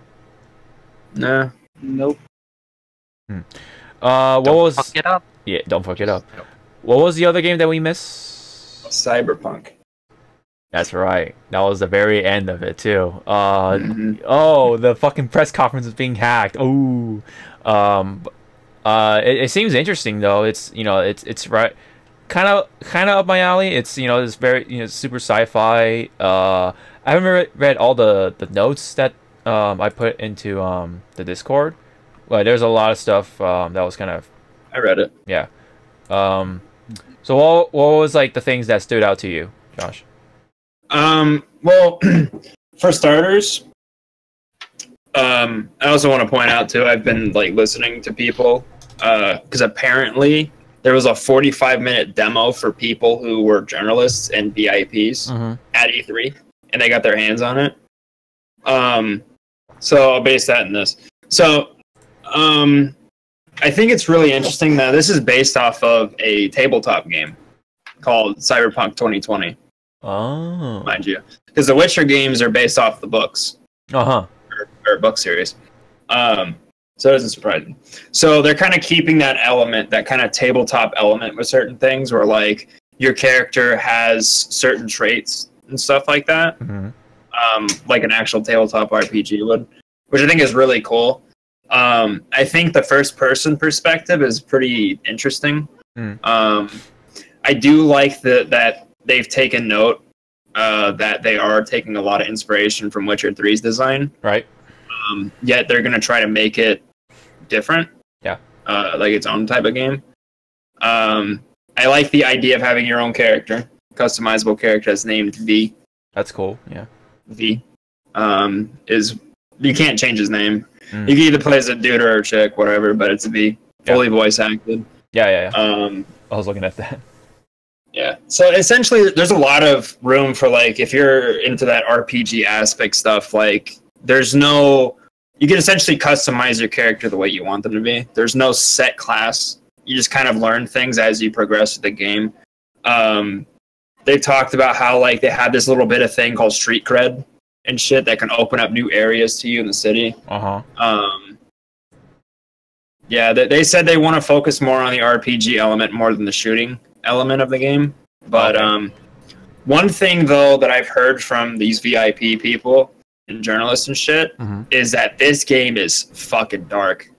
Like, they said that as soon as they got in, the first thing they did, like, they were shooting people, their heads were blowing up, there was, like, blood everywhere. Like, they walked in the room, there's, like, chicks with their fucking titties hanging out and shit. Wow. Like, it's very graphic?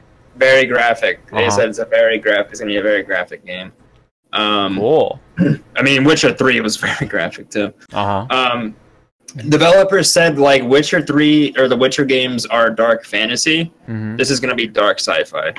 Oh, nice. So there's going to be a lot of, like, dark dystopian, like, type of elements in the atmosphere for the game, or settings for this game. There will be a full day and night cycle. There will be weathering effects, which they mentioned one of them's acid rain, so I don't know what the hell that's going to entail. Ouch. Yeah, I don't know.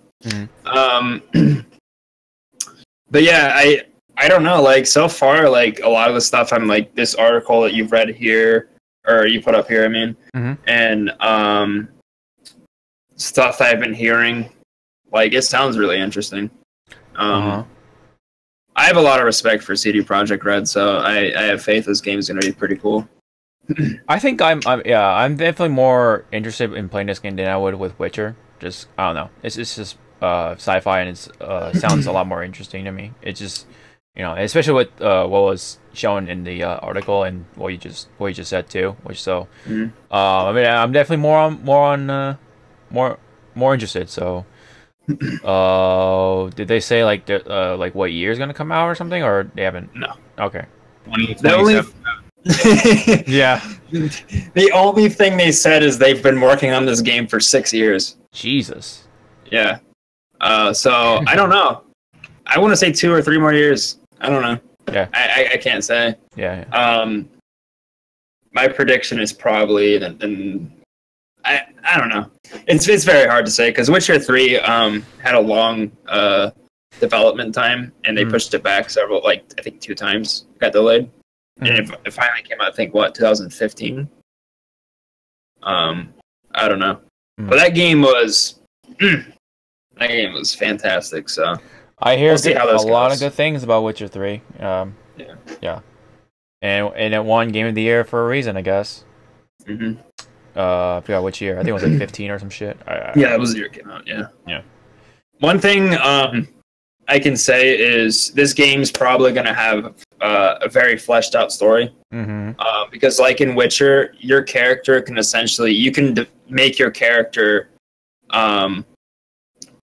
have like whatever personality you want based on like decisions you make and stuff like that. Even too, it says here in the thing you posted, one thing that's a part of your character creation is your character's backstory and life path.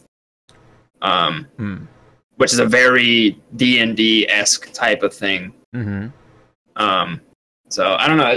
The more I hear about it, it sounds really cool. Like a D&D sci-fi type of like first-person shooter type of game. Like that sounds really cool to me. Yeah. Anyone else wanted to add? Not really. No. You got. Could be cool. Yeah. Yeah, you guys on board with the cyberpunk? I don't know. I got to see more on it. I like The Witcher 3 a lot. Yeah. But yeah, I don't know.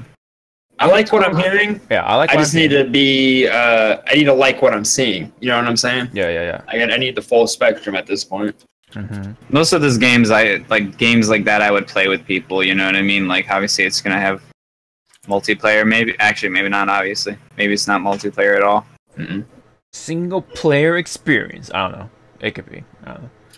It could be co-op. I don't know. Yeah. It's already smelling like a Game of the Year nomination for whatever year it comes out. I don't know. In 2030. I mean, still sooner than Final Fantasy Remastered remake. In 2045. That's actually going to be coming out in 2077. By the time we're old men and just feeding off of tubes or some shit. I'll be dead, dude. I'll be dead in the ground. 6 feet under? I'll be fucking 8 feet under. Yeah, gotta have that extra 2 feet. Yeah. There is actually, I think there was one more game I kind of forgot to mention, but kind of flew over. But it was a Dying Light 2. That's oh man, how could we possibly forgotten about Dying Light 2? Oh man. I mean, what they're doing with this is kind of interesting with the whole like the multiple story routes, but that's, I don't know, that's all there is to it. It's just another zombie game though. Zombie. I think someone like Clay will probably pick it up, and that's it. Only Clay. Only Clay. I played the first. Anybody getting Dying Light 2? No. That means I'm gonna end up getting it. Fuck. I played the first game. It's all right. It was interesting at the time, but it was kind of like Breath of the Wild, where you have to repair weapons and shit, or like their weapons break. So it's like, oh god. But it did have like a very Assassin's Creed kind of thing going on with the parkour. But other than that, it's just a zombie game. It kind of wears off pretty fast. But it was interesting at the time. Well, anyways, that's definitely pretty much it. Microsoft had a lot to say or to present. They flew a lot at us. Yep. It was like back to back, man, and they didn't talk about some sort of like, oh, Xbox One X, most powerful console. Surprisingly, it kind of just like briefly threw that in there, I guess. Maybe I don't really remember. We've got 300 games to show you. Yeah. World premieres. 18 exclusives. Something. 300 exclusives. Just kidding. We wish we had 300 exclusives. Yeah. Microsoft was good. Yeah. Oh yeah, they did show off like the Game Pass or whatever, and they're like, they'll let you like play certain titles like earlier or some shit, and they'll load faster or some shit, or they'll like install on your console or whatever, like twice as fast with the fast start feature or whatever. That's pretty much it when it comes to like non-game bullshit. But otherwise, I guess I'll get to that at the very end of which press conference was the best. But I think after that was Bethesda. Bethesda. They the what? I don't know. They showed off the next Doom, which is, you know, I guess that's pretty cool. A lot of people liked the first one. Kind of revived the Doom genre, I guess, or franchise, excuse me. They didn't really say anything on Doom Infinite though, or Doom Eternal. Yeah, they just showed off the like a cinematic thing. Yeah, it's like, hey, doing something else Doom related. Yeah, this could be whatever. Hey, it's alive. Don't worry, we're making it. Doom the RTS. They also showed off Rage 2, which is like really fucking pushed, but not interested. Okay. I don't care, dude. They had fucking Andrew WK yeah. come out and do a live performance for Rage 2. The game nobody gives a fuck about. Nobody gave a fuck about the first game. I'm shocked they're making a second one. Like, I'm dead serious. No one I've ever talked to that's played that game was like, yeah, that was a good game. That was a short fucking game that, like, was very unfulfilling for a full fucking $60. Fuck you, Bethesda. They talked about Quake Champions. They talked about Prey DLC. They also said Fallout Shelter came out on the Switch and PS4 on the very same night as they were presenting it, which is, I guess kind of cool. They did talk. They did talk about what was it? Oh yeah, Fallout. Fallout. Yeah. They like pretty much like kind of gave the dump on what 76 is going to be like, and it's online. It's an online co-op multiplayer Grief Fest. Yeah. I don't know. I enjoyed the online aspect that they talked about, but I want to play it, you know, single player first, then jump online. Not, you know, hopefully not get nuked every fucking 5 seconds. I really hope there's an option to just make it private or whatever. Just like like a private. You and your friends and just the world. That'd be really fucking cool. That would be like, you know, like 100%. Like I'm on board. You know, that kind of feeling. Yeah, that sounds nice. Yeah. But otherwise, yeah, there's gonna be nukes. It's gonna be like just destroying each other and just maybe griefing. I don't know how much PvP there's gonna be, but. Yeah. But even with that, I think it's still interesting, and I want to get the game on PC. I think that'll be my first, my second, I guess, big PC game that I'll play besides Sea of Thieves. Hey, I mean, the PC did its job. It looked really pretty, and hopefully, Fallout 76 will show the same. Get ready to build a base together and probably have it destroyed. Stop playing the game. Yeah. Probably just play it single player. I don't know. I'll probably do that if that case or scenario ever happens. But yeah, otherwise it was pretty interesting. I do like the new look of it. It does look more colorful. Admittedly, it like looks. It looks less like shit. It looks less like shit. More colorful, more trees, more vistas. More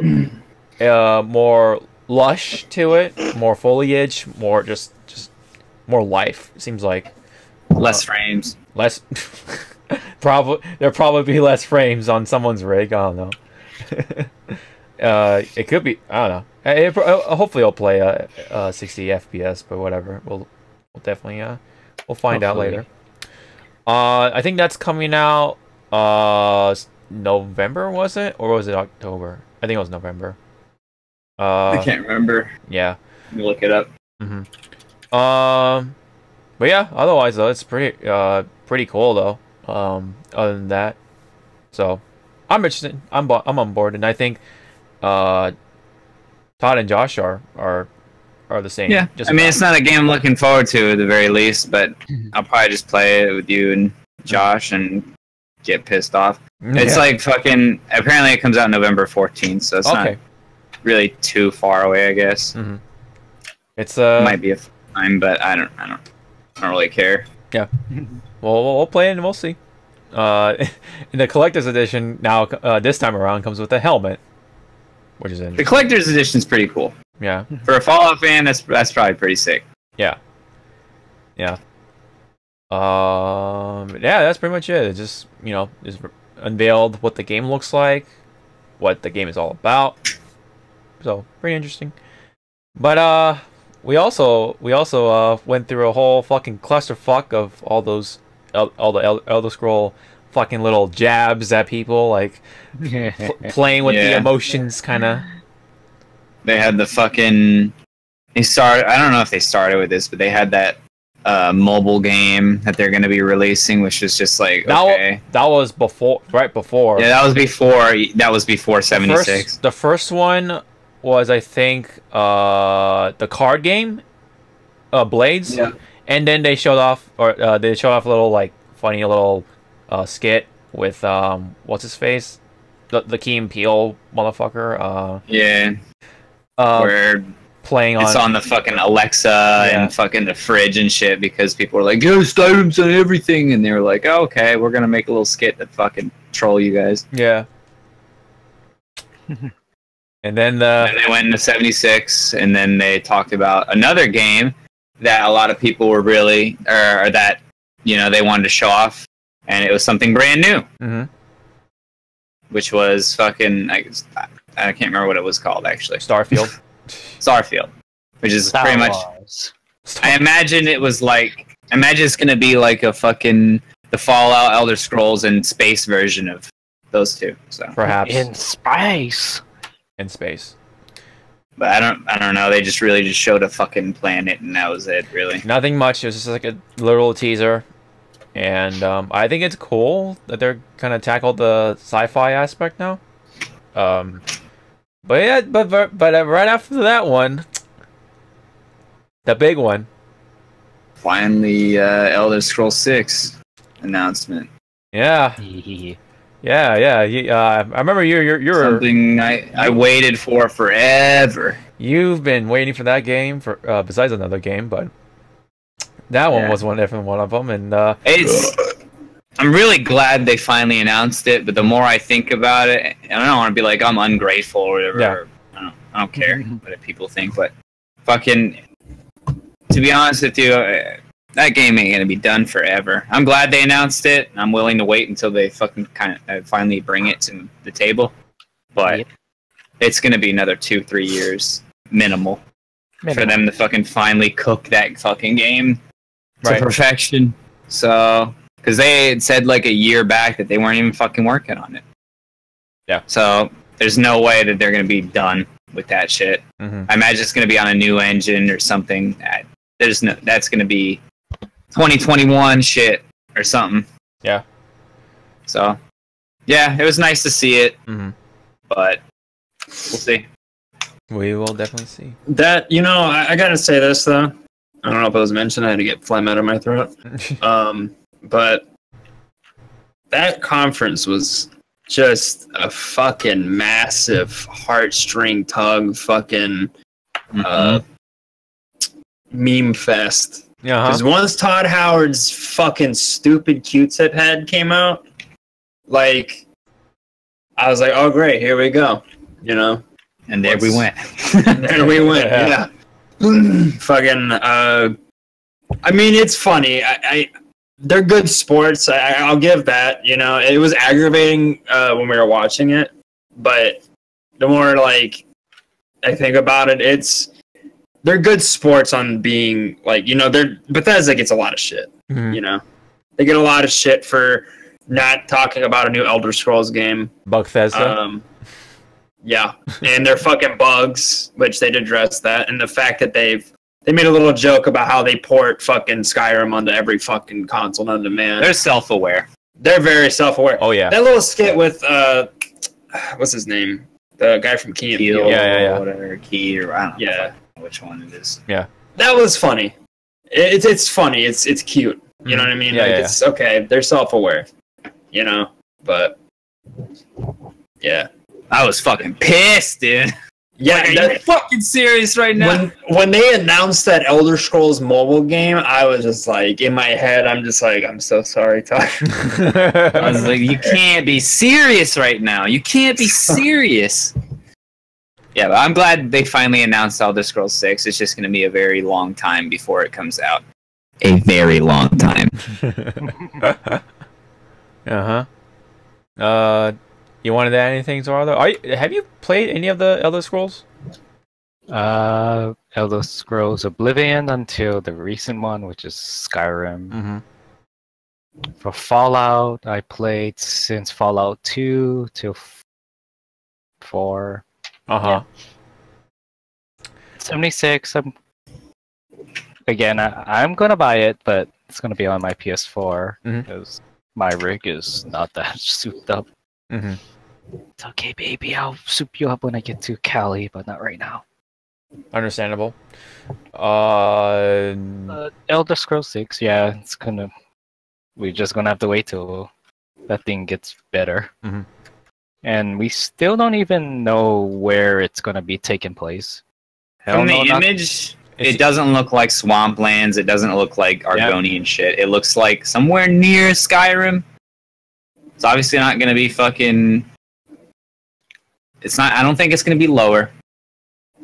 I think it's gonna be more west. I don't know. You might. It might be the what's the race called?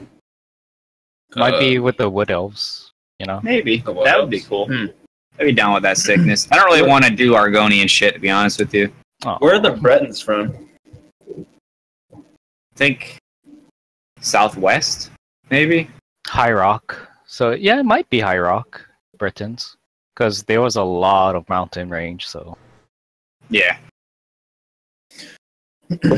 But I think this could. I don't know. This maybe this could be the Elder Scrolls I might get into, but it all of course depends on how the gameplay is or looks, whatever. You know, whenever that comes out. Probably gonna look good. It's probably gonna play like, you know, jank. You know, not jank, but like it's not gonna be the Bethesda little Bethesda. The Bethesda it's Bethesda. Bethesda. You play any of the Bethesda games, well, not any of them, but you play fucking Fallout, you'll know what it is. Yeah. It's gonna run like that. It'll be an enjoyable experience, but it won't be the top of the line combat, you know. And that game's gonna be milked to high hell too. They're gonna have ES6 fucking like whatever the fuck name they're gonna put in there. Like, actually, maybe not, because they don't really. Well, I don't know. Actually, just wait and see. Could be a new console by then. Yeah, that's what I think about too. Like, is it gonna even come out for the PS4? Like, I just because it'll probably be a bridge. Probably be PS4 and PS5. Like Xbox One and Xbox Extreme. Double X. I don't know. Double X. Double Triple X. And then Triple X. And this is gonna be a bunch of X's at this point. Triple X. Just gonna be a bunch of X's on the name. Just be like, what the fuck's going on with this? It's like, Microsoft, what are you doing? But yeah, it's just we can only go off so much of it, and it's cool. They finally announced the game that people have been waiting for, Elder Scrolls 6. And definitely keep an eye out for Starfield. You know, that's the brand new IP. So with yours truly, Todd Howard in that fucking leather jacket. Hey guys. Yeah, SpongeBob's grandpa. Yeah, this kind of sounds like him. There was the new DLC, I think, for or no, just a new game for Wolfenstein, I think, or something like that, with the apparently BJ's twin daughters or whatever. I mean, not that I've been following the story that much, but you know, that's all I know. I have no fucking idea. I've never played those games. I was so pissed off at that point where I was just kind of in my own worlds. I don't remember. Yeah, because the tugging was very strong with the emotions. I think that was early in the conference. I was just, when Bethesda comes on, I'm just naturally pissed off. Yep. It pisses me off. And as soon as I see Bethesda, I'm like, oh, here we go. But hey, you got something out of it now. I mean, I don't have anything. I know, but still, I won't have it for 4 years. But yeah, for years, yeah. But hey, at least I know it's announced and that they're working on it. And that's great and all, but I'll probably be dead before that game fucking finally is in my fucking hands. Starfield will probably come out before that shit. Maybe, right? But Final Fantasy VII won't come out before that shit. My God, the small little jabs at Square Enix, which is funny because that's the next conference. Yeah, just look in the credits for Elder Scrolls 6 when it comes out. You're gonna see Nomura's fucking name in the fucking. Dude, I swear to God, he's in everything. Like, he's in Z. I looked on the ingredients in a Rice Krispie treat the other day, and I saw Nomura. He did some shit in Xenoblade Chronicles 2. What the fuck are you even doing over there, Nomura? What are you doing? I don't know. That's beside the point. He made the water move. Fucking Square Enix conference. That was more like just a compilation of announcements. It didn't really feel like a press conference at all. There was nothing. I mean, I will say this though, because I think the big thing for Monster Hunter fans, I'm not gonna say like this is guaranteed, but there is a crossover event in FF14 where I don't play the game anymore, mind you. Fuck that game. But they're having a Monster Hunter World crossover event. Yes. Where you get to fight a Rathalos. Or some shit. I don't know what else this entails. So I think the only thing out of that is most likely there's going to be Monster Hunter Worlds, you know, little crossover with FF14. Yes, there is. Oh, is there? Yes. Has it been confirmed? Oh, okay. Has it been confirmed? There was a trailer for it that was leaked on Reddit. It showed off Behemoth. Oh, really? That's cool. You get to fight Behemoth? Behemoth. Son of a bitch. He was beating the shit out of Devaho. Dude, Behemoth is the king of beasts. You can't fuck with Behemoth, dude. He can bring meteors down from the sky. Nothing in fucking... Well, yeah, there's probably the Elder Dragons, but... I don't know, dude. Fucking... Yeah, there it is. That motherfucker. There's a trailer. Zawarudo just put it in other casts. But yeah, yeah, they're having a big crossover with it, which is neat. I would like to definitely try out the Behemoth fight in Monster Hunter World once that comes out. It is coming out this summer, so we'll definitely see. Probably in July, maybe in August. I don't know, but it's cool. Behemoth is a good choice, I think. That's really cool. His entrance. This trailer's sick. But what does the armor look like? Probably sick as fuck. I hope. I hope so. The weapons they'll come with. Maybe. Probably they'll probably have some like Final Fantasy weapons from from the original games too. Maybe. They'll probably have like gay bulge for. Gay bulge. Yeah. No, that's what it's called. Is it gay? Whatever. Yeah, gay bulge. Yeah, I was gonna say. Whatever the fuck it's called for the Dragoon weapon. That's probably what the Kinsec Glaive's gonna get. I mean, there's weapons. Yeah, there's weapons to match. You know, they'll probably use relic weapons and shit for that stuff. Yeah, there's all sorts of shit they could do. But yeah, I think that's the big thing from Square because everything else is like Dragon Quest XI. That's already out in Japan. Yeah. Just Cause 4. They've already shown that, like Tomb Raider and all that shit. Yeah. Just Tornado 4. The other thing, though, just Tornado 4. The other thing is that Square and Platinum are working on another game together called Babylon something or something. Fall of Babylon, I think. Fall of Babylon, Babylonia, some baloney. I don't know, dude. They're working on something together. Babyloni. Babyloni sandwich. Yeah. give me that slice. I don't know why that's so funny. give me that slice of that Babylonia, man. Babylonia. Babylonia. So that's cool. Square and Platinum are, tugging on each other's wee-wees again. That's pretty cool. But yeah, I wonder what that's not really much there. Yeah, nothing really much. I think the only other interesting thing, I guess, is The Quiet Man, where you get to play as a deaf guy. You put bags of and beating the shit out of fucking Mexican guys in the fucking alleyway. Yeah, and putting a bag of fucking human shit on their heads when you're done with them. That's probably what it was. Quiet Man. What? Yeah, I don't give a fuck about that game.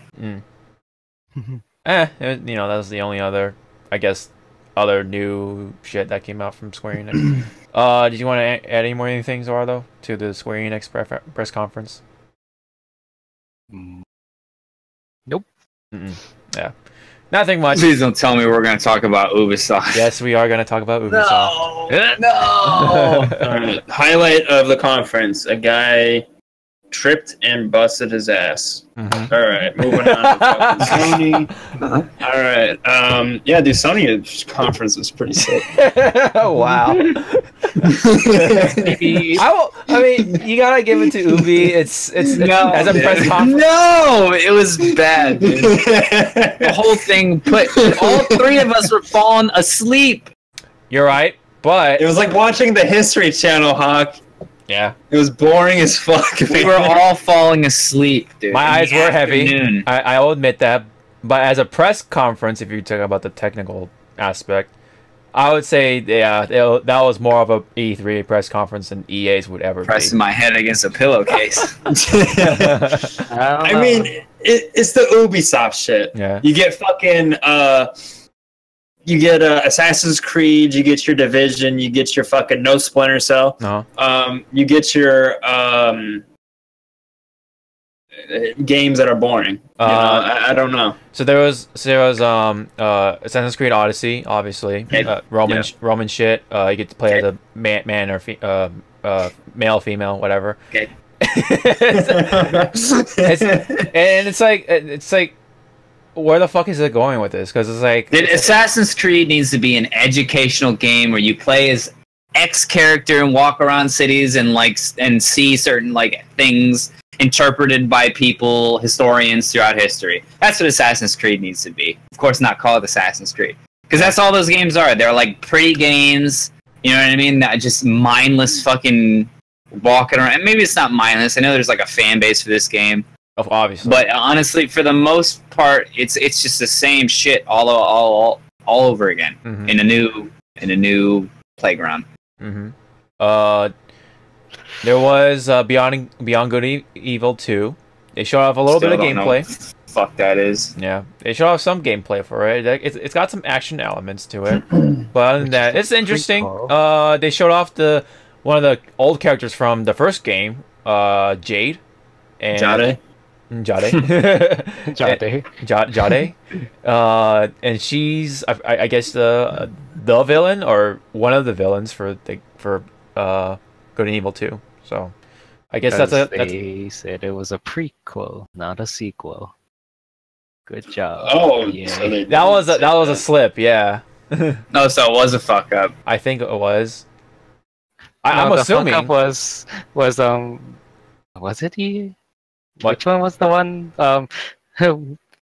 When the two announcers got off stage, their mics were still on, and the girl was like, "We nailed it."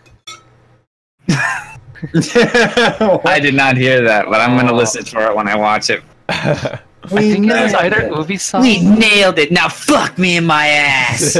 Wait. Who made Prey? Oh, Bethesda. Was that them? Oh, okay. Yeah. Okay. It was after they showed off Prey. She was like, Okay. "You nailed it." I was like, "What?" your mic is on. Nail me. Yeah, we fucked him in the ass. Yeah. She just said a really like terrible racist slur. Just like, Yeah. that would have been funny. What? Yep. Ubisoft. I don't know. And yeah. There were a lot of twos, like, you know, Beyond Good and Evil 2, The Crew 2, The Division 2. Too damn tired to watch this. Yeah, too You know damn who tired. didn't get it too? Star Fox, because he got put into another fucking game. Oh, not that's his. right. That was Ubisoft. Yeah, Star Fox with getting put Starlink, into dude. some sort of fucking. That was like. That was something that I'm not even a Star Fox fan, but Yeah. holy shit, that felt fucking bad. Mm-hmm. That felt really And bad. then that French guy took Miyamoto backstage and fucking shoved that toy up his ass. Like, Miyamoto doesn't look like he didn't want to be there. He's like, "Hi, hi. nice, nice statue. Okay, I done now." Can I go? You're taking my character and putting it in your game, and there needs to be a good Star Fox on Nintendo game. Mm-hmm. And of course there was the Just Dance 2019. Of course. Let's talk about that for a little bit. I want to go into full detail. Let's just. So let's it's break gonna it be a down. first-person shooter this time. Yeah, it takes in a West and be like, dance, motherfucker. just fucking just shooting on the ground, making them dance. Now, Actually, that's really fucked up considering that club shooting that happened in Florida. Oh, But yeah, so okay, so it's not gonna be a first-person shooter. It's gonna be an RTS. okay. so how do you guys feel about action RPG elements in Just Dance with fully fleshed out character arcs, Character trees. character Skill trees, Skill trees. Oh my god. fully fleshed out? Support Fuck that. VR. Or VR support. VR support. And support VR. Because it's dying already. Stories you can tell. Oh, that's it. It's time to leave. Said the keyword. Alright, so yeah, that was it at Ubisoft. No Rayman. No Rayman. No Rayman. He put Star Fox, a beloved Nintendo character, in some sort of gay fucking shit. So yeah. Yeah, there was yeah, that Sony conference was pretty good. I mean, they kind So of. that's E3, ladies and gentlemen. Thanks. Alright, guys, I'm going to bed. See you later. I mean, we It's time to wake up. but there's Elijah Wood though. Yeah. Oh yeah, I don't even know what the fuck that was. Frodo was there. Frodo was Frodo. What the fuck was that? What even was that? Transference, which is a VR game. Which, It looks. I don't even know what it looks like. I can't even say it looks stupid because I don't know what it is. yep. They talked about it twice now, and I still am just kind of like, what the hell is this gap tooth motherfucker? It's like, And you know, not only Frodo was there, but Smeagol too. He was crying behind stage. Robin was there. Who was there? Sorry. Robin, Gordon Levitt. Oh yeah. Oh yeah. Joseph Gordon-Levitt. Yeah. He was there during the Beyond Good Evil portion. And there was the For Honor update, which I'm surprised, but okay. Skull and Bones, which is the pirate boat shooting game, I guess. Boring looking ass. Assassin's Creed 4 mechanic. Yeah, Fucking, the it game. literally looks like Assassin's Creed 4 like boat battles. Black Flag pirate battle. The game. Could be fun. See Burke Black on Twitch probably playing it or something. And I think lastly there was the Trials Rising, which is another. The guy busting his ass. I don't care about that game, but that guy. I know it's staged. I know it was all fucking staged, but it was fucking funny still. That this guy rolls in a fucking motorcycle, gets up on stage, and the first thing he does is trips and breaks the fucking podium. That shit was funny. That was good. What if it went terribly wrong and he impaled himself? I think I still would have been laughing. Unfortunately, yeah. I'm that big of an asshole. You see his like face kind of like has like a shrapnel like on his head or something. It just goes right through his gut. Right after Josh goes, look at this fat lard. Spitting out blood on stage. All right, guys, show's over. The piece of the fucking monitor was like actually like the one that killed him or some shit. They actually shocked him, whatever. It was actually powered on for some reason. So as soon as he broke that shit, a big poof of smoke, and he turns into a jelly-filled donut. Oh god. Sprinkles. What the sprinkles? But yeah, that's definitely it. That was definitely it. That was definitely it from Ubisoft. Corey Taylor Swift. Sorry, somebody said a ghost at him. Or in raid chat, sorry. Or not raid chat, a fucking general, sorry. Anyways. So those Division 2. No, I'm kidding. That whole shit with the role playing, man, that was fucking. Yeah. Dumb. I think I would tune that out too, or I fell asleep. Can't remember. Yeah, my eyes were fucking heavy during that time, I think. Division 2 looks boring. All of us at the end of this shit were groggy. Yeah. I forgot. Division's another looter shooter. Yep. That will give me a rash. I know for a fact that game will give me a rash if I play it. Yeah. It looks so unappealing. Apply cream to that rash. Yeah, I mean, at least Sony's was a little more exciting to watch. Although it felt brief, but it was like actually like over an hour, and I was like, what the fuck? It was over an hour because they sat there for fucking 5 minutes in between the one thing, and then another like 15 waiting for them to move their fucking audience to another area. That was really, really weird, and they tried to be. I did not like that. Yeah, that was the only. I guess that was the only like bad part. I guess it was just like they were trying to be super meta with like. This is an experience. It's a PlayStation experience. They're not experiencing anything if they're not moving between 3 different areas. Fucking venues. We gotta make sure they're going through 5 different venues to show off each game. So we're gonna show off 5 games for each venue. I really thought they're gonna just have the press conference at a church. Like it was just like really like it's just. It would have been. Budget's low this year, guys. Yeah, this is where we are. Oh yeah, I forgot to mention EA's conference. All those chairs were like fucking like white fucking backyard chairs. Lawn chairs, dude. Like backyard. Because all their budget went to that 3D Anthem display at the beginning. Yeah. Fucking having I don't know, fucking dumb. But Sony buy Anthem because all the money goes into your chairs at E3, ladies and gentlemen. You don't buy Anthem, you're sitting in a fucking rock. Yeah, man. A jagged one that goes up your asshole. And the guy from Respawn was one of the audience. On a rock. He's sitting on a rock. Please send money to our Respawn Help Foundation. They are kickstart their Star Wars game. Mm-hmm. Kickstart their Star Wars game. Yeah, because they're not giving them any money. But anyways, Sony had the Black Ops 4 stuff going on. Yep. Yeah. Sony. And they were talking about like they're adding like the old maps from Black Ops into 4, which is cool. And Black Ops 3 is free right now on PlayStation Plus for anyone who has that still. It says something about how they changed the releases of DLC or some shit. It says, I don't know. Okay, it's Call of Duty. It says Black Ops Pass will deliver a live season of content instead of 4 separate expansion packs. Whatever the fuck that means. But I don't know what that means. Yeah, whatever the fuck that means. There was the one game with the pulsating gun and the pulsating everything else, which was a Control. Mm-hmm. There was also a teaser, another teaser yet again for Death Stranding. There was some gameplay there.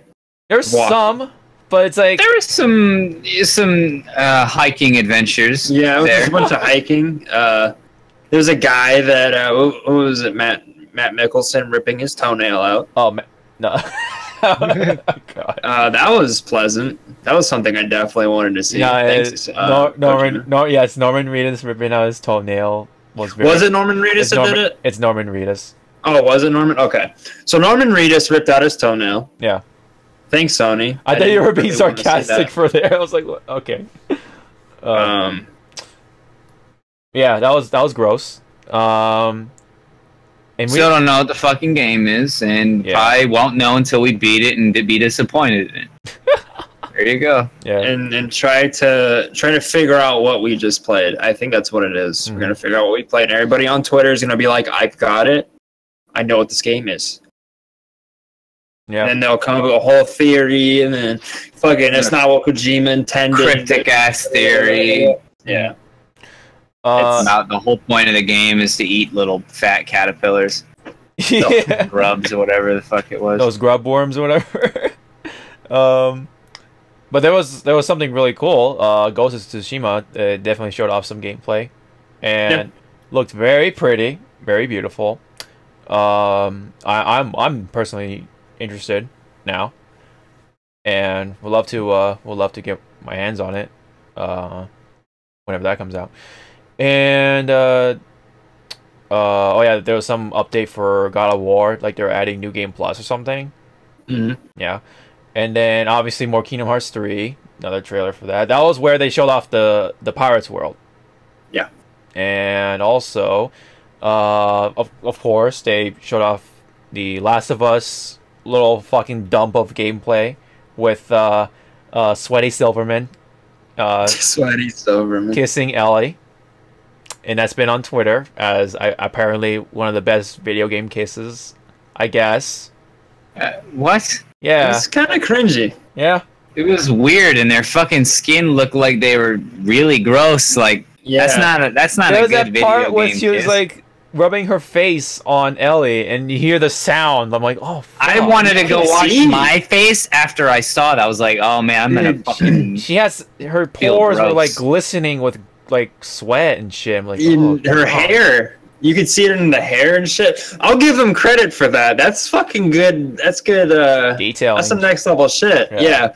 But it's gross. Like it's to the point where it's fucking gross. Like I don't want to. It's too real. Naughty Dog, go make another Jak and Daxter. What the fuck are you doing? You need to make another Jak and Daxter to get your priorities straight. The Jackson Daxter or Jactor, whatever. You're making two lesbians fucking kiss with their fucking sweat fucking dripping down their fucking ponytails and shit, and fucking you're not making another Jak and Daxter? Come on, man. I'll never let it go. Yeah, and then meanwhile, Ellie was just doing fucking work, just stabbing the throats of all those people. It seems like it's more focused on humans now, now instead of zombies or the infected or whatever the fuck you call them. I'm not sure. No, it's just like that game's pretty long, so it's probably just a part of portion. Yeah, maybe. It was pretty gruesome. There's some detail to it. I'll say that much. Pretty gory. Yeah. But yeah, other than that, there's some interesting characters in there. There's an Asian guy, and there's Sweaty Silverman. she got the schnauzer, you know, the eyebrows. The schnoz, yeah, no, that schnoz is that's a pretty impressive schnoz. I'll be honest with you. As a member of the Jewish community, that is a very, very pristine schnoz. Oh my god. Yep. And there was some what do you call it? There's some gutting of the humans. That's gross. Gutting of the humans. Mm-hmm. No Joel in there, but he was mentioned. They mentioned he was referenced. Yeah, he was referenced. Yeah, I was gonna say that. From the Asian guy, funny enough. Yeah, and apparently he's like one of the high-ranking guys of the group, I guess. But he's what's that guy's name from Walking Dead? Oh, Glenn. He was Glenn. No. Joel's oh yeah, that guy's Glenn. But Joel is like Rick. Yeah. Joel. Oh yeah. Rick. Mm-hmm. So are you saying Ellie is our It's Carl? Yeah. Yeah, it's Carl. Yeah, dude. No, I would laugh if Norman Reedus somehow makes it in there too. He's sitting there ripping out his nails. With Kojima sitting somewhere. Yeah, right. What are you? Who the fuck are you? I don't know. He's ripping his toenail. Oh god, that was so unpleasant. It was just ugh. But Let's talk about something happier. oh yeah, like Neo 2? Neo 2, that's Oh happy. yeah. Okay. They they announced Neo 2. That's pretty sick. But Spider-Man, yeah, let's go to Spooderman. Oh yeah, because we can't really talk anything about Neo. I'm sorry, Zoro. But okay, go ahead. No, it's okay. there was a Spider-Man had a dump of villains. Nice dump of the Sinister Six. yeah, Sinister Six with there was Vulture, Scorpion, Electro, Batman. Michael Keaton. Yes. Yeah. Michael Jackson. Actually, speaking of the Spider-Man game, you had what's his name too? Shocker. Yeah, you had Shocker, which is actually really kind of cool. Mhm. They made him a bald guy. What was that? What was that guy with the white suit, Mr. Negative, or whatever? I think. Mr. Negative, a character I'm not familiar with at all. Rock and Roll McDonald's was there too. That's who it was with the light shined on Spider-Man. That was Rock and Roll McDonald's. Yeah, not Carnage. Not Carnage. Fucking. It was. What if it's just some dude with a flashlight? it was just a security guard. Yeah, it was Stan Lee dressed as a security guard. What are you guys doing? Spider-Man, what the hell are you doing up here? Stan Lee. What are you boys doing up here? You better get off the roof. Oh, sorry. You know, I remember when I was making you with Jack Kirby, and then fucking Stripella came in here and started sucking my cock off. What are you doing up here, Spider-Man? That was the idea I had for wedge shooting. Yeah, it was Me and Jack Kirby spit roasting Stripperella with our fucking big old dicks. Check it out. Yep, it was definitely Stan Lee with the flashlight as a security guard. It's him. It's definitely What him. if it was, what's that fucking Adventure Toad or some shit? What? What's his name? The fucking Traveler Toad or something from fucking Mario games? Or not from the Mario. Captain Toad. Captain Toad. What if it's Captain Toad as Yeah, the fucking big ass flashlight on his head or whatever. With the helmet. Yep. Yeah. Yeah. Somebody should make a GIF of that. That'd be funny. Yeah. Or you know, as that was on Twitter, the fucking shiny logo from Smash. That'd be fun. That's funny too. Yeah. But yeah, that was pretty much it. There was some Asian chick too, Yuri, or Japanese chick, whatever. Some bitch. Some bitch. There's also what was that other game that showed off? There's one in mind. I was gonna say. Oh, you go first. Resident Evil 2 remake. Leon, help me, Leon. Leon. Oh yeah, they're remaking that. Mm-hmm. Everything looks good except for Rebecca's face. What if it was Jesus Christ? You. It's just Jesus. Jesus Christ. That's like so out of nowhere. Floating down from the heavens with his arms open. Like Todd's is still on the Spider-Man shit. But, yeah, Resident Evil 2 looks pretty fucking cool. It's like he's What if getting it's his ass Jesus, kicked though? and he's crawling off to the side of the building and he sees this light and it's just Jesus coming down to him. I would die, dude. I would die if I saw that. My son. Turn the other cheek. It's like what? God damn it. Was it Rebecca or I thought it was Claire Redfield? Oh fuck. They Dude, that's not Leon. That's Zac Efron, dude. I'm telling you, that's Zac Efron. All in this together. I don't remember Leon looking that pretty, dude. Yeah. Kind of left out some grit in his eyes. gotta get your head in the game. You know, I don't know. That's not Leon, dude. And I don't know who that fucking little trailer trash bitch is. I think you're right. That is a Zac Efron. It looks exactly like. Look how skinny he was back then. Yeah. It looks like he smokes weed. See, He does. He got fucking. He hangs out with Seth Rogen. Yeah. Yeah. He is swole. Yeah, look at this guy, dude. My God. Look, That's Chris. What the fuck is that body, dude? He looks. If I put my thumb over his head, right? Don't tell me that does not look like a Wings Plus type of thing. You know what I mean? Like you go to get fucking like wings from a fucking wing store. Yeah. Yeah. Non-homo. That actually makes me hungry for some wings. Okay. But yeah, that motherfucker got swole. That's for sure. But He was competing with this guy. yeah, that guy's a whole different level of swole though. He's tall too. He's a fucking giant. But I don't know about Batista or whatever. Dave Batista, who plays Drax. But anyways, that guy's huge.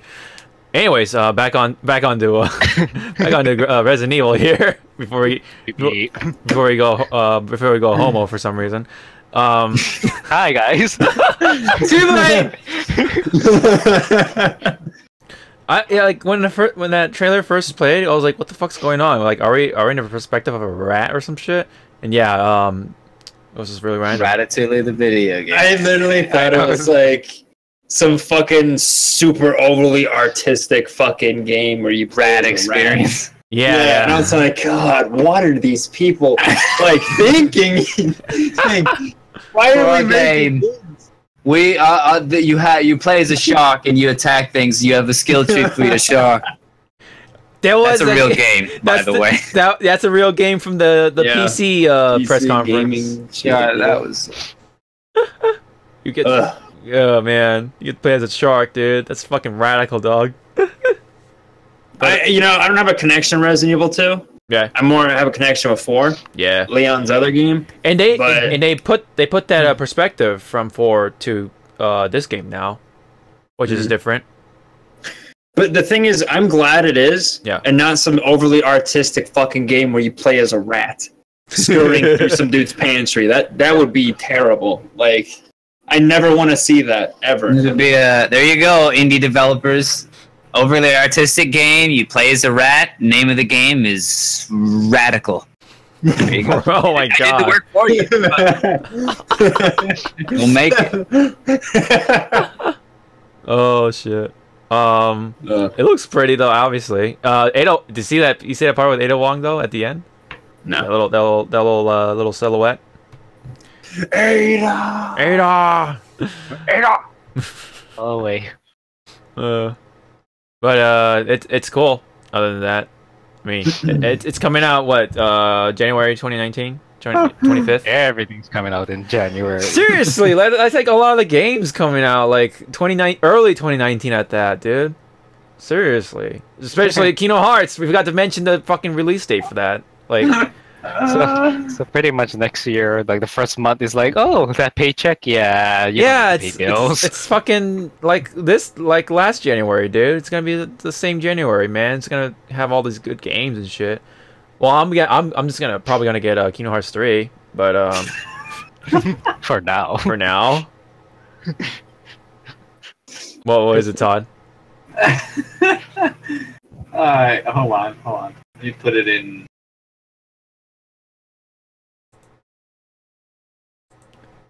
What the fuck?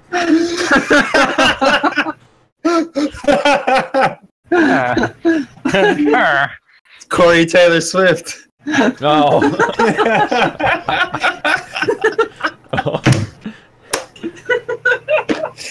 That's the thumbnail. That's the thumbnail For the podcast. It has no context to what we're talking about. That's the thumbnail. For the podcast. Sit down and just. Oh yeah, didn't they talk about Hitman somewhere? I forgot which conference it was. It was like Square Enix. I didn't see any bald heads, so I don't remember. Huh. I didn't hear anything. All right, so before we start brewing and letting off some steam for the next conference, right? We're going on for another hour. There was Deracine. Nay, that's pretty much it. Derasuna. Another from software. Desiree Suni. Yeah, I don't know what that game's about. Yeah, some artistic story about a rat woman. I thought it was gonna be Silent Hill or whatever, one of those games. Yeah. But anyway, the last conference. We're ready. Are you ready? Might as well. What are we starting with? The only thing they had. Easy. Yeah, Super Mario Party, right? No, dude, Fortnite. Yeah, Super Mario Party. It's on the board. I don't remember too many of the things they announced besides Fortnite, Mario Party, and Fire Emblem. Fire Emblem, everybody knew they were kind of gonna have already. Yeah, they that's pretty much all they talked about, and then they went on a little bit about like indie games that are coming to Switch that have been out for like a billion years now. There was a really random game with mechs called Damon Cross Machina. Yeah, that thing. There was Fire Emblem Three Houses, Fortnite Battle Royale, Octopath Traveler. All right. You're excited for that, right, Josh? Yeah, I actually tried the demo. But it's the full game, right? But you can only play for 3 hours. Oh. So I was like, no, I'm gonna wait till the game comes out. Okay. I'm actually kind of interested in Octopath. It kind of, I don't know, there's something about it that reminds me of my childhood, so I kind of want to see what it's up. Also, too, like, there's one thing, something that's really interesting about the game is, like, I don't know how it's going to be structured, but you can start as these characters, and they have, like, these fleshed out backstories already and shit. Like, I don't know, it's something, it's got interesting shit. I'm excited for it. Yeah. There was, Pokemon Let's Go Pikachu Eevee. Pokemon Let's be gimmicky as fuck. I don't know. I'm the only one who's gonna get the game, so it's fine. Seeing the trailer and watching the kids, wave their balls, their Switch controllers at the TV, I was like, "Oh look, it's the Wii again! Goodbye, TVs." Every girl's showing my balls. I really wonder if the 2-player thing is was gonna be broken, because maybe it might make the catch rate better. So that means I could just like take the 2 Joy-Cons and just throw them with both of my hands and just like catch Pokemon easily or something. I don't know. Well, hopefully you have the straps on, because that thing hits your TV. Goodbye. Yeah. I actually pre-ordered the bundle with the Eevee version and the Pokeball controller. I think it was kind of cool, actually. It was like a pretty good size, maybe, seems like, in a good collector's item. It's like the Pokeball before you actually press the button. When you press the button, like whoop, it's like the tiny one you put on. You see those little assholes on the beach, like walking around with the wrist or the belt. Those little tiny ass Pokeballs. Yeah.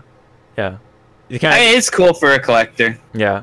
I'm not really interested in fucking the Let's Go series. I just want them to go to the next fucking game. Super Mario Party, yeah. I actually really like Super Mario Party, but I don't feel like I would actually play that game now. They recently announced the online portion that's actually going to happen, but this is where they missed the mark. It's only for mini games, not the actual board game. Gotti! Nintendo, you can't. Great idea, Nintendo, and you're definitely going to reach that fucking sales fucking prediction that you had. You're definitely going to get those last year's sales. You're definitely going to get those 6% of your stocks back. So that you lost. So here's my prediction: they're gonna add it either DLC or they're gonna do it in the next game. And this time they'll have online. 3 years. 3 years. On the new Super Nintendo Switch. Super Switch. Fucking kill me. And there was the Xenoblade Chronicles DLC. That spoiled a lot of things for me. Yeah. Everyone got spoiled during this E3. I got to the part about that shit, and I'm like, that explains a lot. Mm-hmm. That explains what happened at E3. Yeah. Thanks, Nintendo. Thanks. You see a picture of fucking smiley ass fucking Miyamoto with that Star Fox shit in his ass behind the stage curtain. Yeah, the little toy or whatever. Fucking, you know what? That conference pissed me off. Mainly because that fucking jackass who came out. I ain't talking about the emaciated jackass. We'll talk about him in a second. But the jackass who came out and was like, "This is only a small fraction of the games that we're working on right now." Right. Right? And it's like, okay, well, we've known about the Pokemon game. That's the new CEO, by the way. Is he? Oh, that's right. Yep. Get him out of here. Kimishima retired, or he went on to somewhere else. Get him out.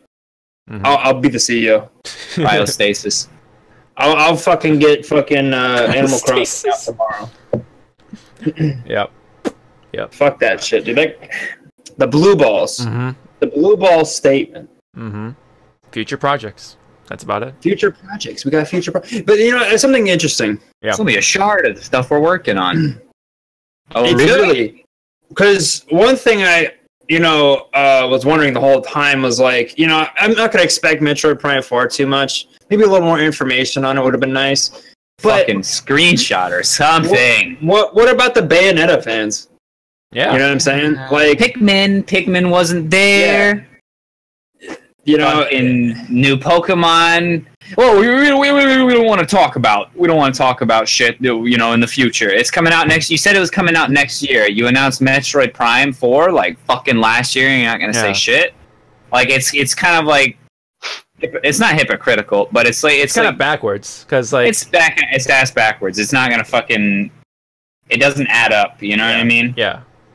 All this shit, obviously I'm going to go there too, because like Nintendo was super disappointing for me. All this shit leading up with the Animal Crossing stuff, like the shit with their website, they had this like section of their website all selected out, and they're like hush hush about it. Like, granted, right? I'll segue into this. One of the biggest things that they didn't talk about at Nintendo E3 was the online service. Yeah. They didn't say anything about it, and it comes out in September, and they have one fucking game, with the exception of like maybe Splatoon Octopussy shit, right? They have one fucking game that's actually going to be in December, later on in the year. That's actually going to be using the fucking multiplayer shit, and we didn't even see anything on the multiplayer shit for Smash either. Well, I mean, we'll get into Smash in a second, but like, yeah. Like, they're missing the multiplayer. And my idea on it is that, not that I'm trying to muster up hope for it, because, god damn it, at this point, now we're just subject to just wait. This is like Pikmin fans and Bayonetta fans and fucking Animal Crossing fans. We're just sitting here waiting for them to decide, hey, yeah, we're going to do a Nintendo Direct in a couple of days. Yep. Tune in. You know what I mean? It could be anything. It could be more Smash shit, because they didn't even talk about all the shit for Smash. It could be online stuff. It could be Animal Crossing Direct. It could be a Pikmin Direct. It could be a Bayonetta Direct. It could be anything, because they left all of that out to pump one game. Yep. And I think that they're going to, without dragging my dick too long, like, I think they're going to have those directs like in the end of the year. The online direct has got to be on. It's got to be coming, because they can't be like, yeah, we're launching an online service you're paying for it. And we didn't talk about it at all. You know what I mean? From the little bit that they have talked about, I honestly feel like they're going to do a direct soon-ish. Yeah. You know what I mean? Considering it drops in September. Yeah. And talk about games. This is why you should have the online. Pikmin. Animal Crossing, Bayonetta is probably excluded. I don't know if there's going to be any online shit as a single-player game. Yeah. But Smash, you got Pikmin, you got Animal Crossing. All these things could have integrated fucking Pokemon Let's Go. All this shit could be integrated in fucking this online type of environment. And I feel like that might be the better place for them to talk about the games that might be missing from Nintendo's press conference. Yeah, they could totally talk about like maybe a new F-Zero there too, because they could do whatever. They could do a 45-minute direct. They've done something similar to that. They could do that's how long the conference was. They could do a 45-minute direct, talk about reasons why people should buy this fucking online service. Yep. As far as I'm concerned, my opinion on the Switch is kind of negative right now. I've had a great time with it. I like the console. But once again, I bitch about it every time we do a podcast. Like, the console still feels hollow to me. Yeah. You know what I mean? Like, good console, fun games for the little bit that they do have that are not regurgitated, throw up in my face every fucking year. But the dashboard, I love the Wii U dashboard. Yep. You know what I mean? I love that shit. It showed that there were still people playing dead games. You know what I mean? Yeah. But once again, they evaded all this shit to focus on one thing. So, yeah. Yeah, they definitely opened the can of Super Smash Brothers Ultimate. And like Josh said earlier, sorry to interrupt, their stocks fucking dropped after that. Yeah. By 6-point-something%, almost 7%. I mean, I imagine it went up a little bit by now, but apparently investors were just kind of like, yeah, there isn't really too much. You know what I mean? And I know that they have more games. I mean, they said blatantly, like, yeah, this is only, a small amount of the games we're working on. It's just like, no, this is the place to announce them. You did it with Metroid. This is the time to announce them. Yeah. Yeah. And then this bullshit where they're just like, yeah, we plan on blasting sales out from fucking last year with the Switch. That's good news. You got a bunch of games to show. Not exactly. We're only going to be talking about games that are coming out this year. They didn't do that at all. And they showed one game that was huge. That's it. Yep. And we already knew it was coming. Well, not to mention, it's weird because they said Fire Emblem Three Houses, and that's coming out in 19. Yep. So that's the second big game coming out. Fucking. And then out. Fortnite is fucking doing really well on the Switch, from what I hear. Yeah. But that's a free game. How are they even going to do those micro? I mean, I imagine they have a way, but even then, it's a free game. Yeah. They held out. They blatantly said they held out. It's no surprise. Bill Trennan pretty much said they held out in his bullshit way. Yeah. But I don't know. They suffered from it. Yeah. They got a lot of backlash from people. Their stocks dropped. Still getting it. Yeah. They're getting shit from people right now. And one thing it's just, how are you not going to talk about your online service? It literally comes out it comes out in a couple months. Yep. It comes out, and I know nothing about it. I haven't investigated it because there's just really nothing that I'd be using it for. But that's kind of an issue. Like, their lack of communication on Wii U's part is what fucking killed that console. And I'm not just salty about an Animal Crossing, right? Yeah. There are people been waiting for Pikmin, you know what I mean, forever. Said nothing about it. They had people been waiting for Bayonetta 3. They teased everybody's nutsack last year with 1 and 2. Said nothing about it. Right. You know what I mean? Pokemon comes out next year. Where the fuck is it? Yeah. They're gonna have one of these 45-minute fucking Pokemon Directs talking about it. That's wonderful. But how, as the consumer base, are we gonna be, especially when we're paying for an online thing? How are we gonna be able to fucking gauge when the fuck Nintendo decides there were some Blizzard? Yeah. When they decide, you know what? Let's do a Nintendo Direct. Like, how do we know when that's cooked? It's random. You know what I mean? And as a consumer, obviously I bought fucking Switch day one. You know what I mean? Like, I was fucking super stoked for it. Yep. I 100%ed Breath of the Wild, for fuck's sake. I want a fucking reason to play this fucking console. And it pisses me off that fucking Animal Crossing wasn't there, and it pisses me off that they spent so much time on one thing. And then they're just going to make excuses about it. Yep. And sorry to bring it in the negative, but yeah, it's something that's a lot of people are really pissed off about it.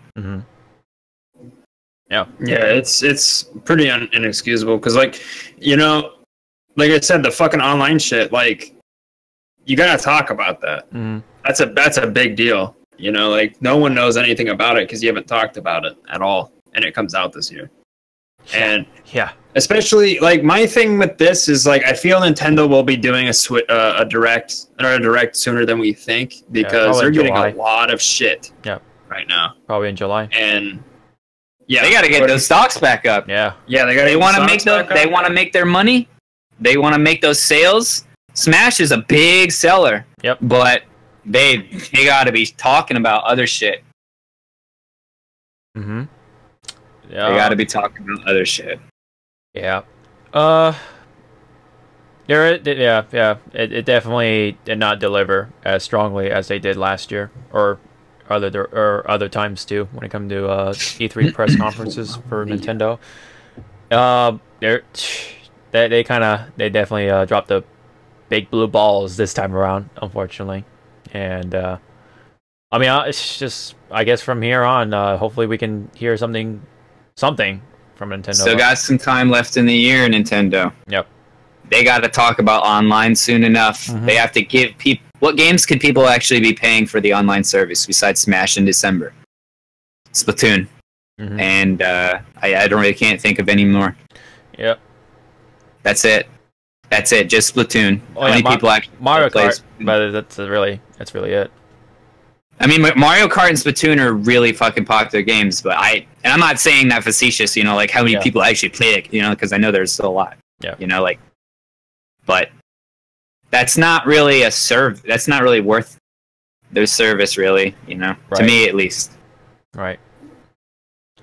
Yeah. I mean, there's been word about it, but it's not, 100% confirmed. But they've been like, trying to make it, the next virtual console, that kind of thing. They'll like add all these like old games and shit, and like they didn't say anything about that either.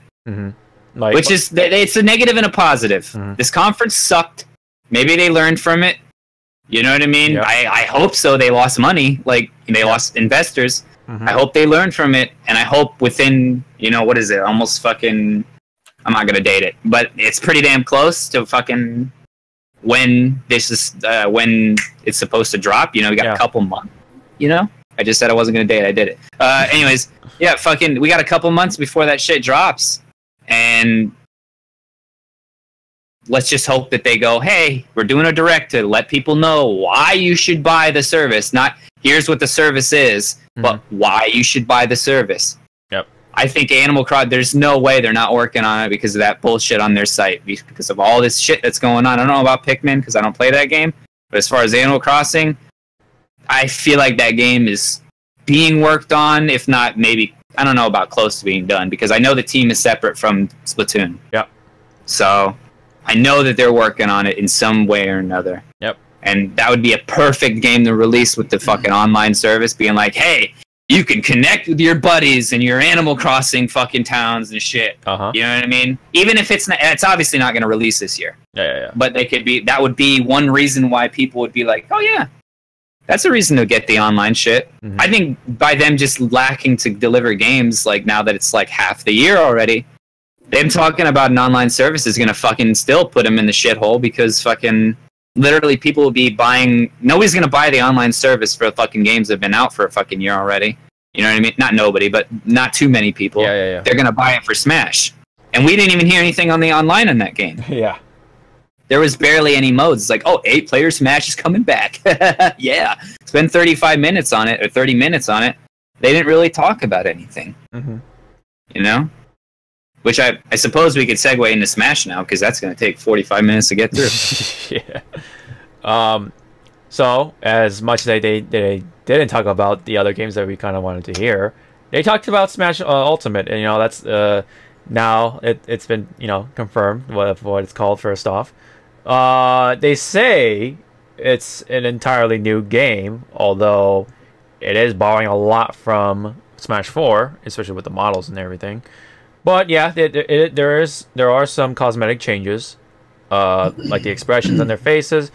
Obviously, the costume designs on some people, especially with Ganondorf, he looks pretty cool. He's back to his Ocarina of Time look, and they gave Zelda the Link Between Worlds look, and a lot of people are giving it a positive reaction to it. Has more personality, blah blah blah blah.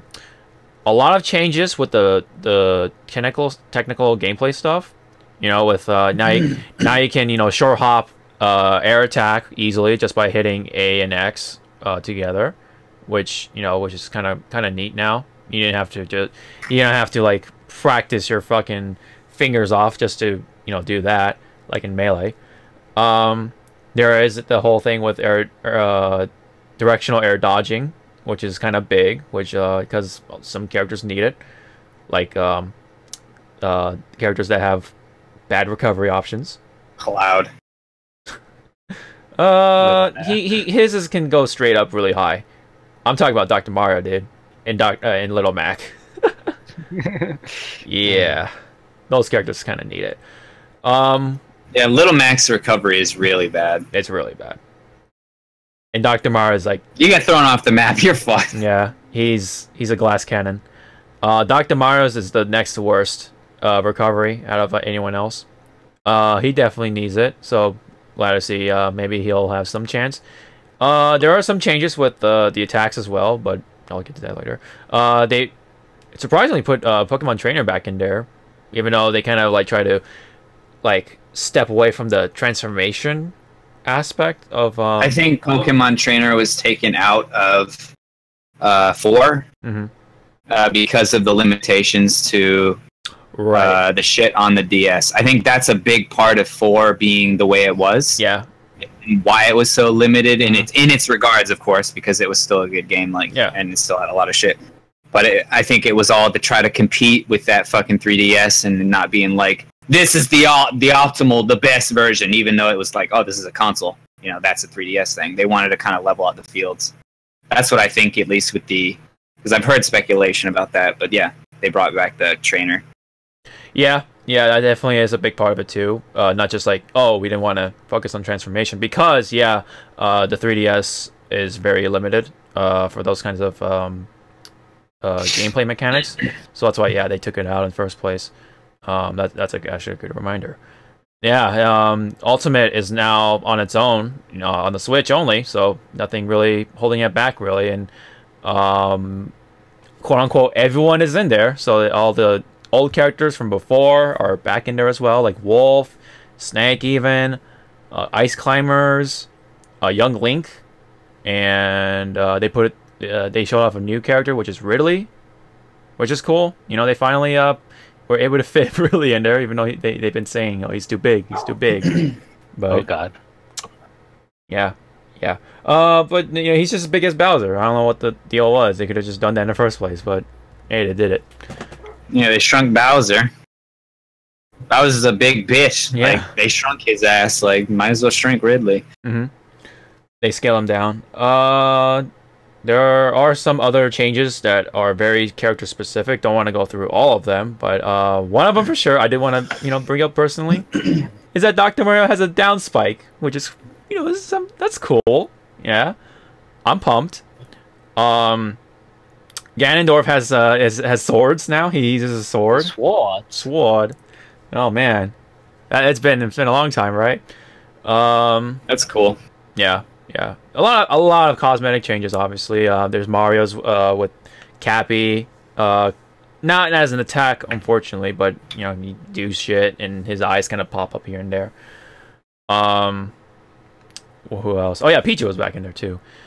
That new that new kind of the way they handle certain classes, like was it Corrin, I think, or was it? Oh yeah, where it's like instead of like split characters. Oh, never mind. Yeah, instead of split characters, they have like the way, like, say for instance, if you played Villager, you would switch to a different skin and it'd be like, oh, it's a female Villager, right? For my best example would be Peach, right? They added Daisy. Yeah. Right. Oh, so if you play Peach, you can the co-fighters. That's right. You could switch to Daisy, and it's technically on the same tier as Peach, or not tier, but it's on the same spectrum as Peach. Yeah. But she plays different in subtle ways and stuff like that. Yeah. So they added that kind of gimmick. Josh was saying something about Shulk and stuff. Oh no, I thought you were talking about how they've made certain characters different.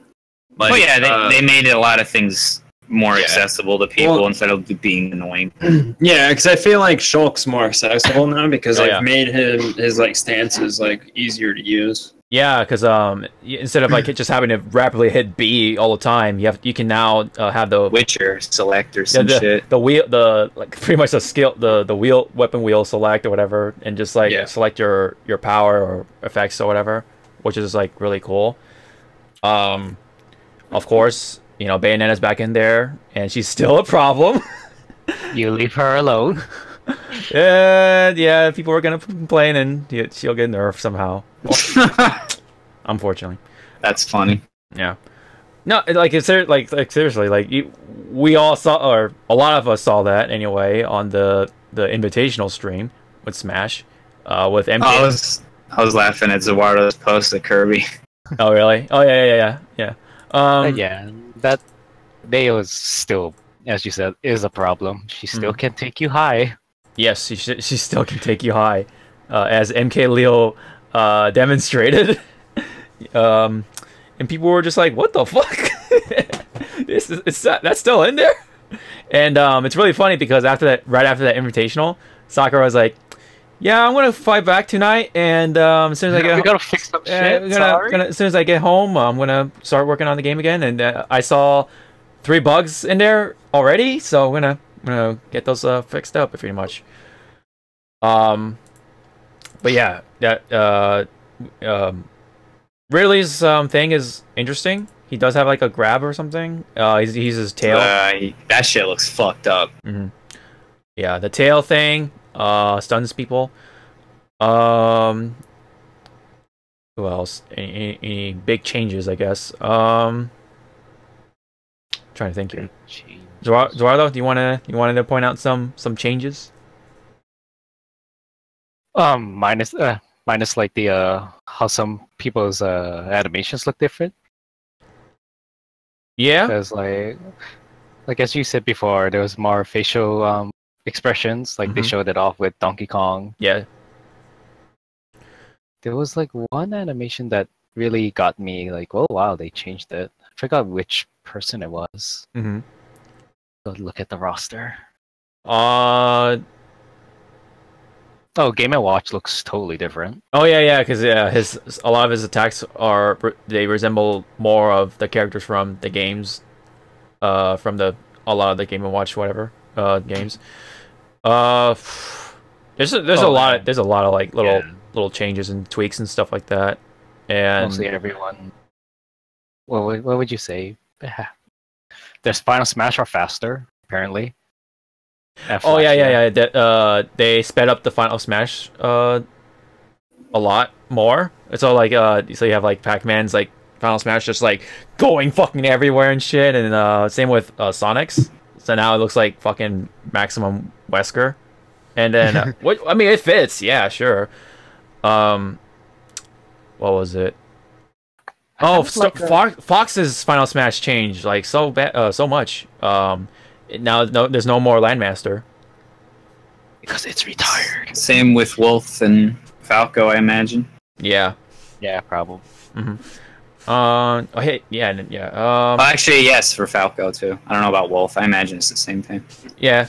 Falco's is different too. It's same Final Smash but different formation. I guess that's what they said. I can't find the video, but like Quiet Poet pointed out, Fox's voice is different. Oh really?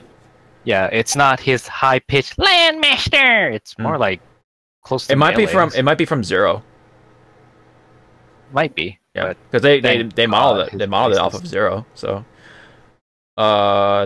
trying to find any like big changes. I'm trying to like do it on top of my head. Oh yeah, Snake's down smash is different. I think he just does it with kicks now instead of like putting down the mine, which was pretty fucked up. mind if I add?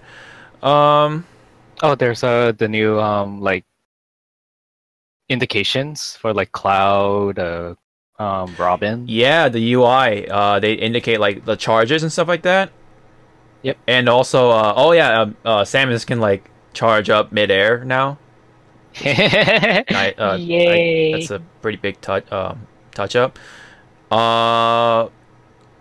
I mean, a little off the subject, but obviously they did some changes to the stages as well. Now they have not only they have a Omega mode for all stages, but now they have a Battlefield mode for all the stages too. So everything has the 3 platinum formation, which now, yeah, that means when it comes to the competitive side, we're gonna see all the stages now. They're not gonna just pick the usual stages like Animal Crossing and like some other stages, but definitely we're gonna see a lot more stages now. They can't make a fuss about it. So that's cool. Anything else? I mean, they changed Zelda's down B, which is like apparently not chargeable now. It's like one thing, and it's a lot slower on the start, I think. Ryu's thing is pretty big too, because whenever it's a one-on-one, he doesn't. He's always facing his opponent, so that way his command inputs are actually better, which is actually big for Ryu. Ryu's face this time looks. Yeah. Well, the art. He's straight out of Yakuza. Yeah. Yeah, he looks like. Yeah. Yep. Looks, unfortunately, not better. Yeah, I don't know what happened there. That's actually Majima, right? That's actually Majima or Kiryu in Ryu's outfit. Yeah, They snuck it in. Mm-hmm. Yeah, it looks really weird. I think his endgame model is fine for the most part. I don't know why what happened with his artwork. It's really different. Let's just say that much. We gotta make him look pissier. Or more grittier or something. I don't know. There you go, sir. Well, yeah, obviously there's just like a lot of changes, but they didn't really talk anything else. Like they didn't say, oh, there's gonna be a classic mode or single player or whatever. They didn't even say there was gonna be upcoming new fighters. They only just said, here's Ridley. Okay, shut the fuck up now. Yeah, Ridley, you got Splatoon Kid. We knew we were getting, and Daisy. Yeah. Mm-hmm. Yeah, Splatoon. Inkling Girl is kind of interesting. Some of the ink effects actually slow down the opponent, which I did kind of predict. Except that it's only from the ink from the roller rather than the just like regular ink in general. And you have to soak them with your ink to do more damage, which is interesting, I thought. And also, you got to refill, right? You have to refill by hitting shield and B, I think. So I think it will be in your UI, right? At the bottom, like, oh, your tank is filled. It's above your character thing. Oh. I think so. Above your character head. That's where it shows your charge and limit break and that sort of bullshit. Mm-hmm. Yeah. I think it does some shit for Kirby too. I can't remember what it is. Actually, one of the nice things I saw for Smash was the slowdown effects when you do a really strong attack. Yeah. I think it's only for certain characters though. Well, yeah, I'm not sure if it's for everybody. Yeah, Captain Falcon's punch. Captain, Ganon, Ridley has one. Apparently, I think it's those heavy hitters, the dudes that do that really fucking heavy punch shit. That if you whiff it, you get punished for it. Yeah, I feel like that's those people do it. Also, when you knock someone at a certain distance, it'll show like a little like map, whether they're like at the ceiling or at the end of the map or stage, to see how close they are to death, which is kind of cool. Yeah, kind of a neat little thing.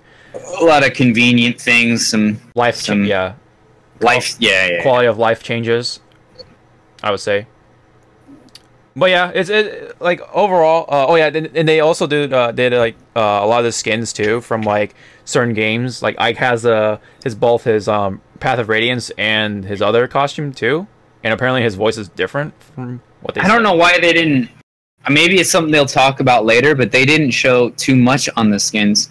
Like it was like a couple of characters, like that. Oh, Animal Crossing and fucking and Splatoon and shit. But like honestly, what if I wanted to play Ganondorf from Twilight Princess or something, or play Adult Link from Twilight Princess or whatever? You know what I mean? Like, I don't know. Or they had in Smash 4, they had not necessarily, but kind of, they had Fierce Deity Link. You know what I mean? Like a reference to Fierce Deity Link. You know? They didn't really show. I don't expect him to go through 68 fucking characters or whatever to fucking be like, and here's all the skins. You know, like. That'd be a pain in the ass to take another 45 minutes, but they did. I don't know. They didn't really make it clear on whether those characters would actually have skins or if it would just be like, you could just be different color to Link. You know, like I don't know. Is that actually going to happen, or is that just like, oh, characters like this have different skins because for some reason we gave them a different skin, like we gave Link a different skin, but other characters didn't have like. I feel like they should almost have like a hero skin or some shit. You know what I mean? Like every class, every character, has a hero skin. Yeah. Where it's like some sort of reference. Maybe like the Splatoon kid would be like some sort of like bandana on his face, or I don't know, some sort of gay shit like that. And then fucking Link would have the Fierce D. Ganondorf would be fucking Pig Ganon. That what the fuck? That would be sick as fuck. You know what I mean? Like, why the fuck isn't that in the game? And that'll bring me to my fucking point and. When I actually share my opinion on this game. Right. But, yeah. Yeah, they really, like, they kind of, like, they talked about stuff, but they didn't talk about stuff, you know what I mean? It's like... They have Treehouse every year, and sorry to interrupt, but they have the Treehouse shit every year. Most of that shit should have been in Treehouse. Yeah. Fuck. All of that shit should have been in Treehouse.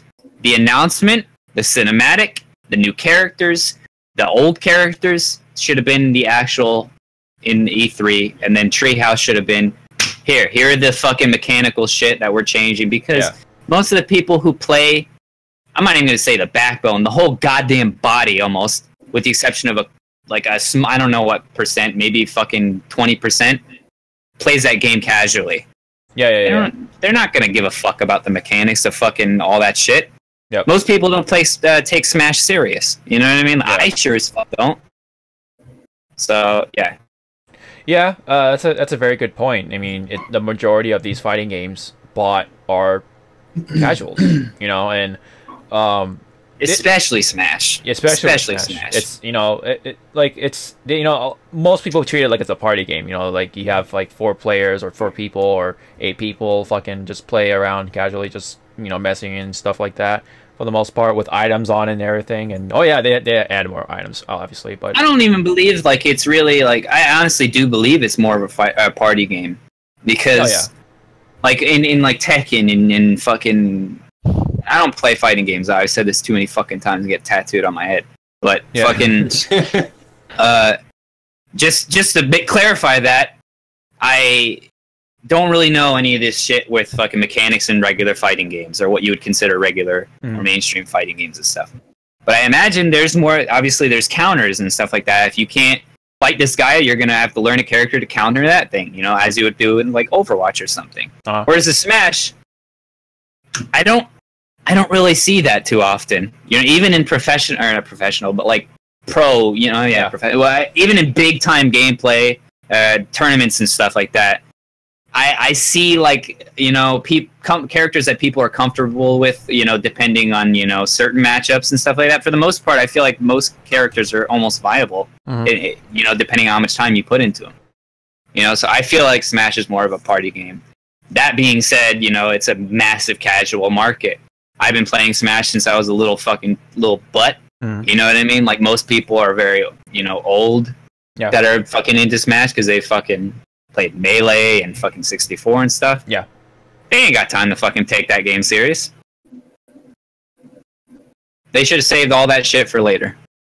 Yeah, maybe all the technical stuff could have been saved for when people are actually playing the game, so I can like actually demonstrate it. Or Treehouse, man. That's what it's for. That's what it's for. They sat there all day anyways. Yep. They could have had, you know, all the competitive players on that Treehouse, and, you know, go over the mechanics with the pros, so they can actually, you know, demonstrate the mechanics and just like, you know, show you guys, oh, you know, this is, oh, there's a diminishing dodging, so you can't dodge as much anymore, which is, you know, that's cool, but, you know, obviously that could have been, you know, something to see at Treehouse, you know, just live demonstration. Oh, that each dodge will add more lag every time, which is, you know, cool and all. You know, whenever there's one-on-one, there's more damage going on. Mind you, it's like very minimal. It's like what, 5% more or some shit. Then when you're playing 4-on-4 or free-for-all or 8-player, whatever, you know, the damage is scaled. Yeah, all of that could have been. I don't know about what you said, because that could have been Treehouse, but from what I saw, all of that should have been Treehouse. It should have been Treehouse exclusive shit where it's like, hey, welcome to Treehouse. Today we're going to be fucking talking about fucking... I just sound like a YouTuber. But hey, welcome to Treehouse. We're going to be talking about fucking all this extra shit that normal fucking people don't give a fuck about. That way, we don't waste our fucking time, and we don't waste your fucking time stumbling over a million different things that people don't give a fuck about. Yeah. But I will say this. It's kind of good to see that Sakurai is considering the competitive aspect of Smash. Yeah. You know, it's cool. Yeah, it's awesome. Like he's actually listening to the players now. And the shit with the stages is awesome, man. Yeah, the shit with the stages is really good. I think that's a really good move on that. Now that they have, you know, like I said, they have the battlefield mode now, so people can't complain about it. What was it? I also kind of noticed that there's some changes with the order as well. So like you select the stage first and then the characters instead of the other way around, which is, I thought, was interesting. But really otherwise, you know, there's the typical, you know, time or stock as always. But now like every time during stock you die, there's a scoreboard, which is, you know, again, a little neat thing they added. Maybe it could be annoying. Maybe they could have shrunk it down or something. I don't know. I don't know. Maybe that could be a thing. But really, other than that, really not much else to talk about. That's like really obvious. I mean, they say everyone's in there, but there are characters that people are still requesting, of course. Like DLC. You want new characters? You're gonna have to pay for them. Yep. Waluigi's still missing. He's an assist trophy still, I think. And Lynn, unfortunately, someone, you know, who's not so disappointing. Yeah, who's not in here, has requested that character for a very long time, and looks like it's most likely not gonna happen. But she's an assist trophy. It's gonna be really awkward if Lynn gets Lynn as an assist trophy. Well, here's the thing. Like, things could change. You know, like. I don't know. I try to... I don't know, man. That shit's close to like December release date, unless it gets delayed, and they're like, "Yeah, we're not doing that." I don't know. I'm not. I always kind of leave my expectations up in the air. It's like, yeah, you never know, you know, that kind of thing. They could do something different with it. But anyways, but yeah, that's pretty much it. Like no Waluigi, no Lynn, whatever. There's really not much else people are really requesting. Midna. Oh yeah, Midna. Yeah. Skull Kid. I mean, being a Zelda fan, those are two that I know. Yeah. Isaac. The fucking more Sonic characters. Well, yeah, Knuckles is an assist trophy. Is he really? God damn, dude. Yeah, God damn it. He was on Treehouse. Oh, Crystal from Fox is also assist trophy. Are there any new Pokemon? Yeah. They put Alola and Vulpix. They put no. Like as a playable character. No. Wow. I'm kind of surprised too, but they only showed off Ridley, so it's like, I don't know. They could add a Pokemon for DLC. I don't know. I imagine there's going to be a lot of characters for DLC. It just pisses me off if that's how it's being done. He says... Well, that's not how I know it's going to be done, but that's probably how it's going to be done. Sakurai says, don't expect too much for new characters. Like, there's not going to be as many characters or whatever. I don't know. But... kind of sucks. Yeah. But during Smash Wii U, though, how many DLC characters came out? Like 3? It was Ryu.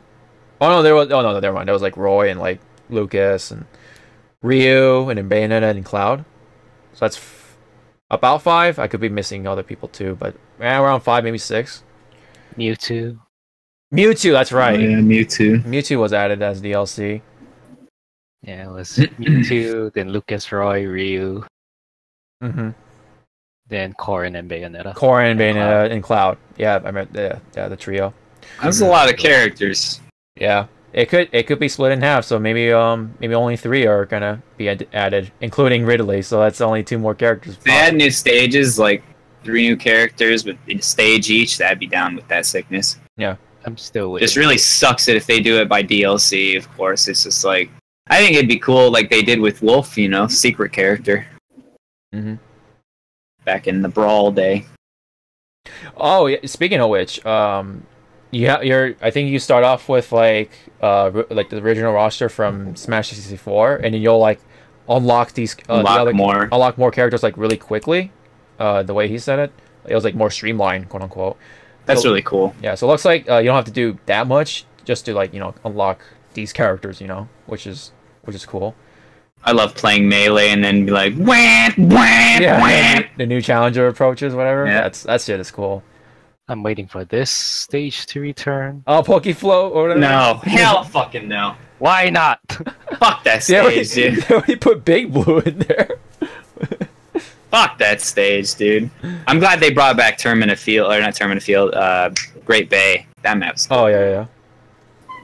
But come on, Pokeflow. Poor Timer Island. Looks like Seal is eating Venusaur's asshole. He's definitely licking his asshole. Then Wooper's watching.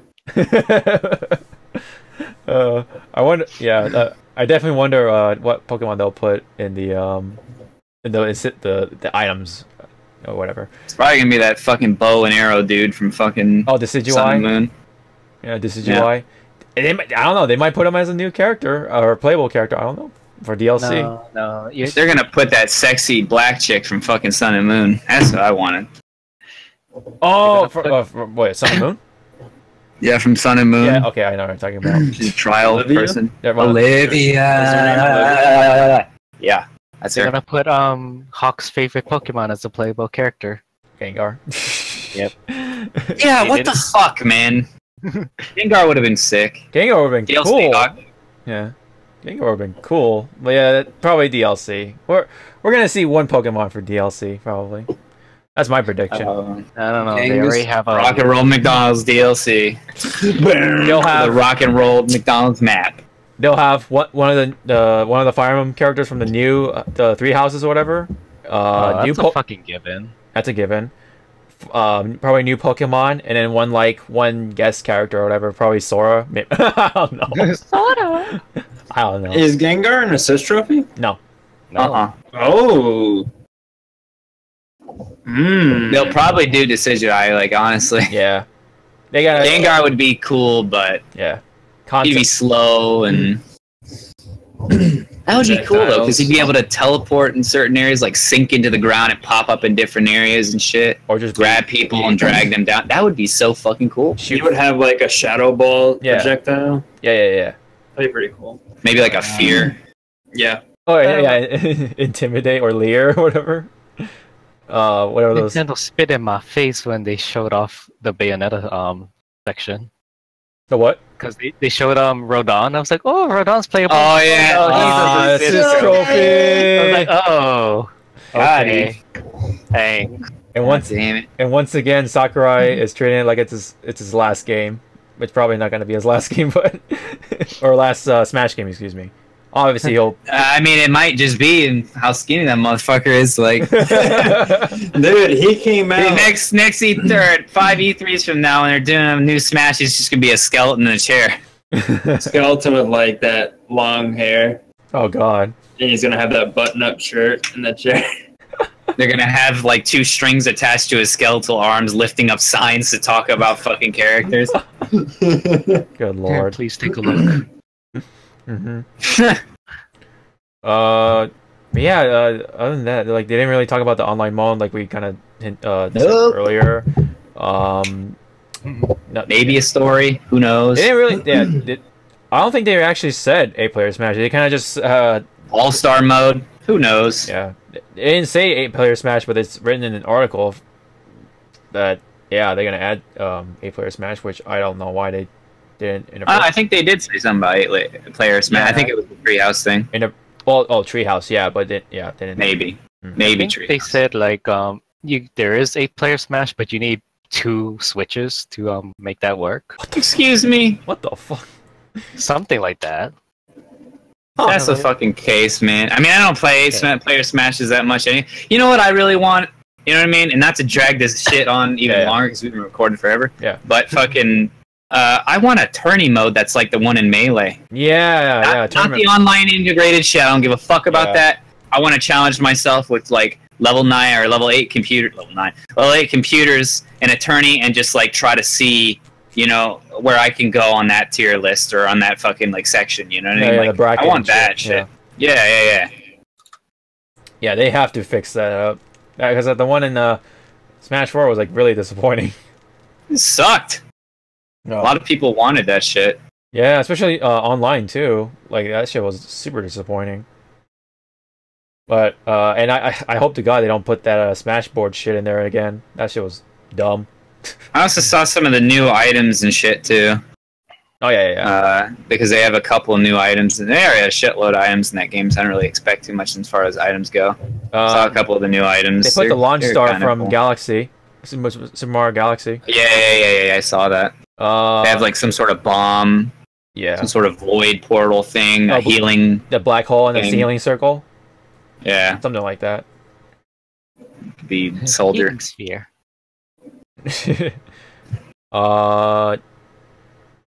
Yeah, there's some number of new items in there, but oh yeah, like the Bomberman is an assist trophy, which I another one was an actual another one, dude. Another character they should have had. I mean, how far would they actually go with the roster? That's the real question, because now we have a fucking ass load of characters. Yeah, but like I don't think it's that big of a mechanic heavy game. It's not like League of Legends, right? No, it's like. I feel like they can go. I think they can expand it as far as they wish. Yeah. They slam into a wall and go like, "Oops."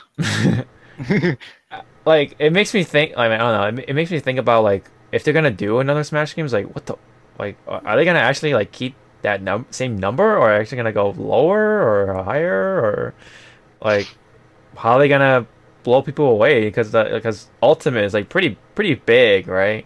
From what they've shown so far, because they have like everyone in there and blah blah blah. They could always do like a brand new like Smash kind of game with like just like characters from Mario or characters from Pokemon or characters from Fire Emblem or some shit. I don't know.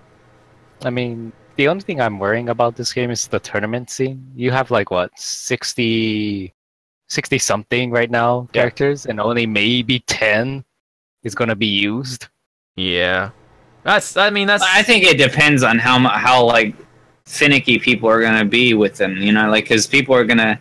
Again, I don't know shit about the tournament scene, but if they're making the gameplay faster, you know, a lot of that opens up a lot of possibilities for a lot of characters too. Yeah, because didn't they say the speed of the game is close to Melee? I think so. A lot of Melee players are actually giving it some praise, but of course they're always wishing for some things, but. Bring back Melee. It's like it's right there on your GameCube. Melee HD. Melee HD, come on. That's what they always say. I mean, yeah, that would. I don't know. Sakurai is just gonna say, "Never ask me for anything again." Yeah. Smash Ultimate. Is this the final? Is this the final Smash? Well, I guess we'll. Is this final Smash? Yeah. Yeah, I said that. Okay. Will this be the final Smash? Yeah, really other than that, I mean, we can go on all day, but there was one more part. Of course, the GameCube controller. That's pretty important for a lot of people, and you can use that for the Switch now. Cool. Now, yeah, and they said that it's a new game, blah blah blah. Which I know. I think it's a lot of people are saying it's 4.5. That's what I'm saying. Yeah. That's what I feel like it is. And yeah, I mean, it could Smash 4 Ultimate version. Yeah, like Ultimate Marvel vs. Capcom 3. Yeah. Pretty much. Oh, that's what wasn't shown in E3. What, Marvel vs. Capcom? Yeah, Marvel vs. Capcom Arcade Infinite Edition. I don't know. No, yeah, like because it would have been a really good time now, or maybe Evo to say, you know, Ultimate Capcom. Yeah, Ultimate Marvel vs. Capcom like, Infinite. We fucked up. Here you go. It's a better version of this. I don't know about that, man. That's really finicky. That's like ugh. Shooting for the stars. Shooting for the stars, yeah. Aiming a little too high there. Don't worry, I have that star whoop. I'll shoot myself there and grab it. The warp star. Yeah. I think that's pretty much what we can all say for Ultimate Smash. It's coming December 7th, so mark that on your calendars, I guess. Right around Christmas. So, you know, people who buy those Switches, or, you know, anyone who's a Nintendo fan is, now is the time to buy those Switches for Christmas. And Hi. Yeah, we have one that's missing the Switch. And Smash was the perfect game to start out with, right? I don't know. I'm going for Monster Hunter, so... Monster Hunter? Yeah. Yeah. But other than that, I think that's pretty much it from Nintendo, definitely, when it comes to press conference. Now, I think we can all just start wrapping it up with who had the best press conference, I guess. Me. Micro. Josh, for sure. Me, I have the best one. Oh, yeah, you're the best one? Yeah. But really, like, whose press conference was best all around?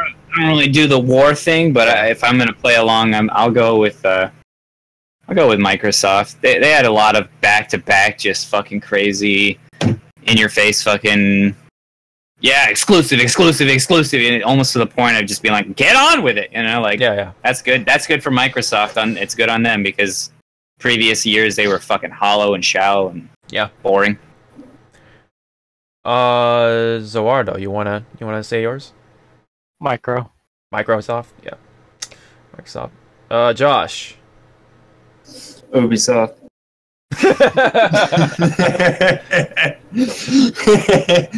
No. Probably Microsoft. Wow, unanimous decision, right? Majority has picked Microsoft. Now, for me, who's definitely not an Xbox fan, like, I gotta go with Microsoft, because it definitely had the most, like, they announced a lot of games from back to back.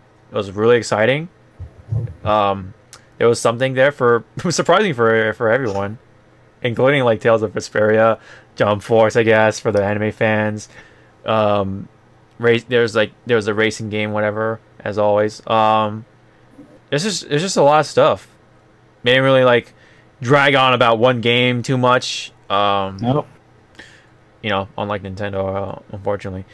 If I had to pick like who's the worst, I say EA, but like, when it comes to like the big three, I would say like, you know, like Sony, Nintendo, Microsoft.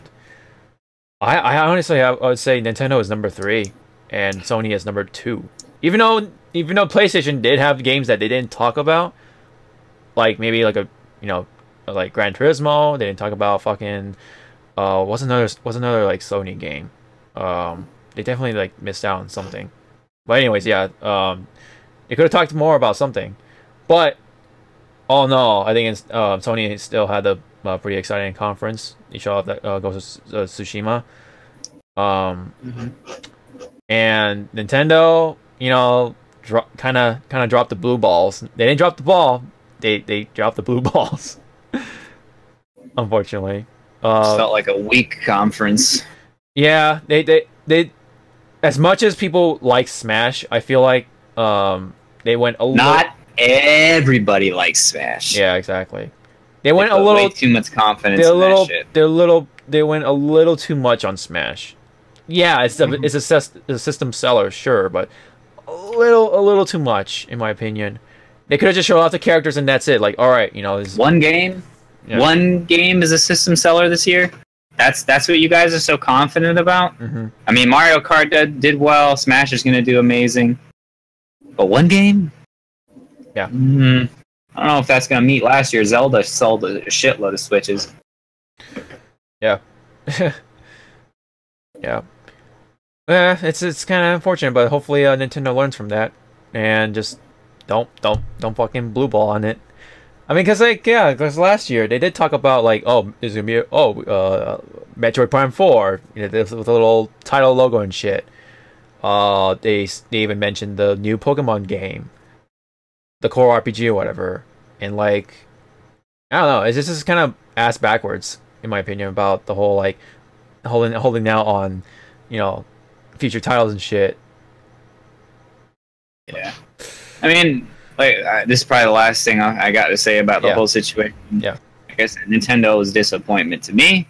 It was a disappointment to a lot of people. Hopefully they learn from their mistakes. Hopefully they get some information out on games that people want to fucking see soon. Hopefully they get some information out on the fucking internet shit soon. Yeah. Hopefully, hopefully they can show off some stuff for later on, I guess, now that we're kind of past this, so... But overall, I think despite that, it's still a pretty good E3. Pretty strong E3. There are some exciting games, exciting announcements. A lot of crowd pleasers. And a lot of fans are happy, especially with like Devil May Cry. There's a new Elder Scrolls announced. Some certain remaster that that's like a personal thing for me. But like obviously there's Smash. They did go a little too much, but you know, fact of the matter is, you know, yeah, they, you know, showed off Smash. People are pleased with it, and obviously the Last of Us, blah blah blah. You get the point. There's something for everyone. Definitely unlike last year. So pretty good E3 overall, I would say. Well, I will say this for next year's E3. It's already been announced for what, June 11th again, and they say that this might be the last E3 at the LA Convention Center. So possible relocation because the Hawaii. Detroit. Okay, never mind. So, you can go there. West Palm. Florida. Florida? No, it was in Atlanta, right? Before? What? Where was E3 before? Atlanta, right? Atlanta, yeah, Georgia. Atlanta, Georgia. That was the only other place they went before, besides California. Okay, then yeah, come to Hawaii. Uganda. Uganda. Nicaragua. Yeah. Bring it to Hawaii, so I can not, you know, cut off an arm and a leg and throw it into, you know, the E3 volcano. live from the middle of a volcano. But yeah, I think they'll probably stay in California and probably go with the Anaheim Convention Center because that's where, that's probably where or not probably that's where the PSX conferences or expos have been happening. Blizzard 2 does their shit there. Yeah. It's a pretty good convention center, I must say. LA is a little old, let's just say. And old. But I've never been to LA. You're not missing out on the LA Convention Center. It's like, I don't know, it just feels cramped and stuff like that. It'd be a whole nother thing. Anyways, next year will be possibly the last LA Convention Center E3. So I'm actually thinking about going to it just because, you know, it's the last one before they possibly move out somewhere else. Maybe. But that's E3. Yeah. Final E3 ever, right? No. Hopefully. I mean, I wouldn't be surprised because a lot of these announcements were leaked anyway, and like, also been announced officially from the company themselves too. It's like a lot of times it's like, what's the point of? I don't think they'll stop it. It is a business meeting. That's what E3 is. It's like a fucking E3, informal business meeting. E3 is a giant commercial, pretty much. Pretty much. It's like a gathering for all the journalists, the media, gaming media, and like all the other like companies and shit, and investors, anyone involved with the gaming industry, I guess, kind of come together. But anyways, that's all you gotta say for E3. There are some little there's one small thing I want to mention. The Persona dancing game is coming early next year, which is so that's another game that's coming in early in 2019. Yeah. Yep. Along with other E3 titles. But yeah. Yeah, so E3 is finally done. Once again, we finally passed through that time again. It felt pretty quick, you know, time flies. And now I guess the next big event is Evo. And that'd be in August. So, well, anyways, that's it for our E3 talk. Hopefully you guys enjoyed it. And anyways, and yeah, obviously the channel is back as well. So hopefully that shit it doesn't happen again. My God. But anyways, thank you guys for listening. Hopefully we'll be back soon with more shit to talk about. From Nintendo. From Nintendo. I can't wait to have my own press conference again. I want to hear some news on the online. I want to hear some news in Animal Crossing, some news on Ron Jeremy's Dingling Adventure. I've got some exclusive information about Ron Jeremy's Dingling Adventure at Mike's conference. That's inside information. I can't disclose anything. NDA, NBA, you know how it goes. Yep. See you tomorrow, everybody. It's like, I'm done recording already.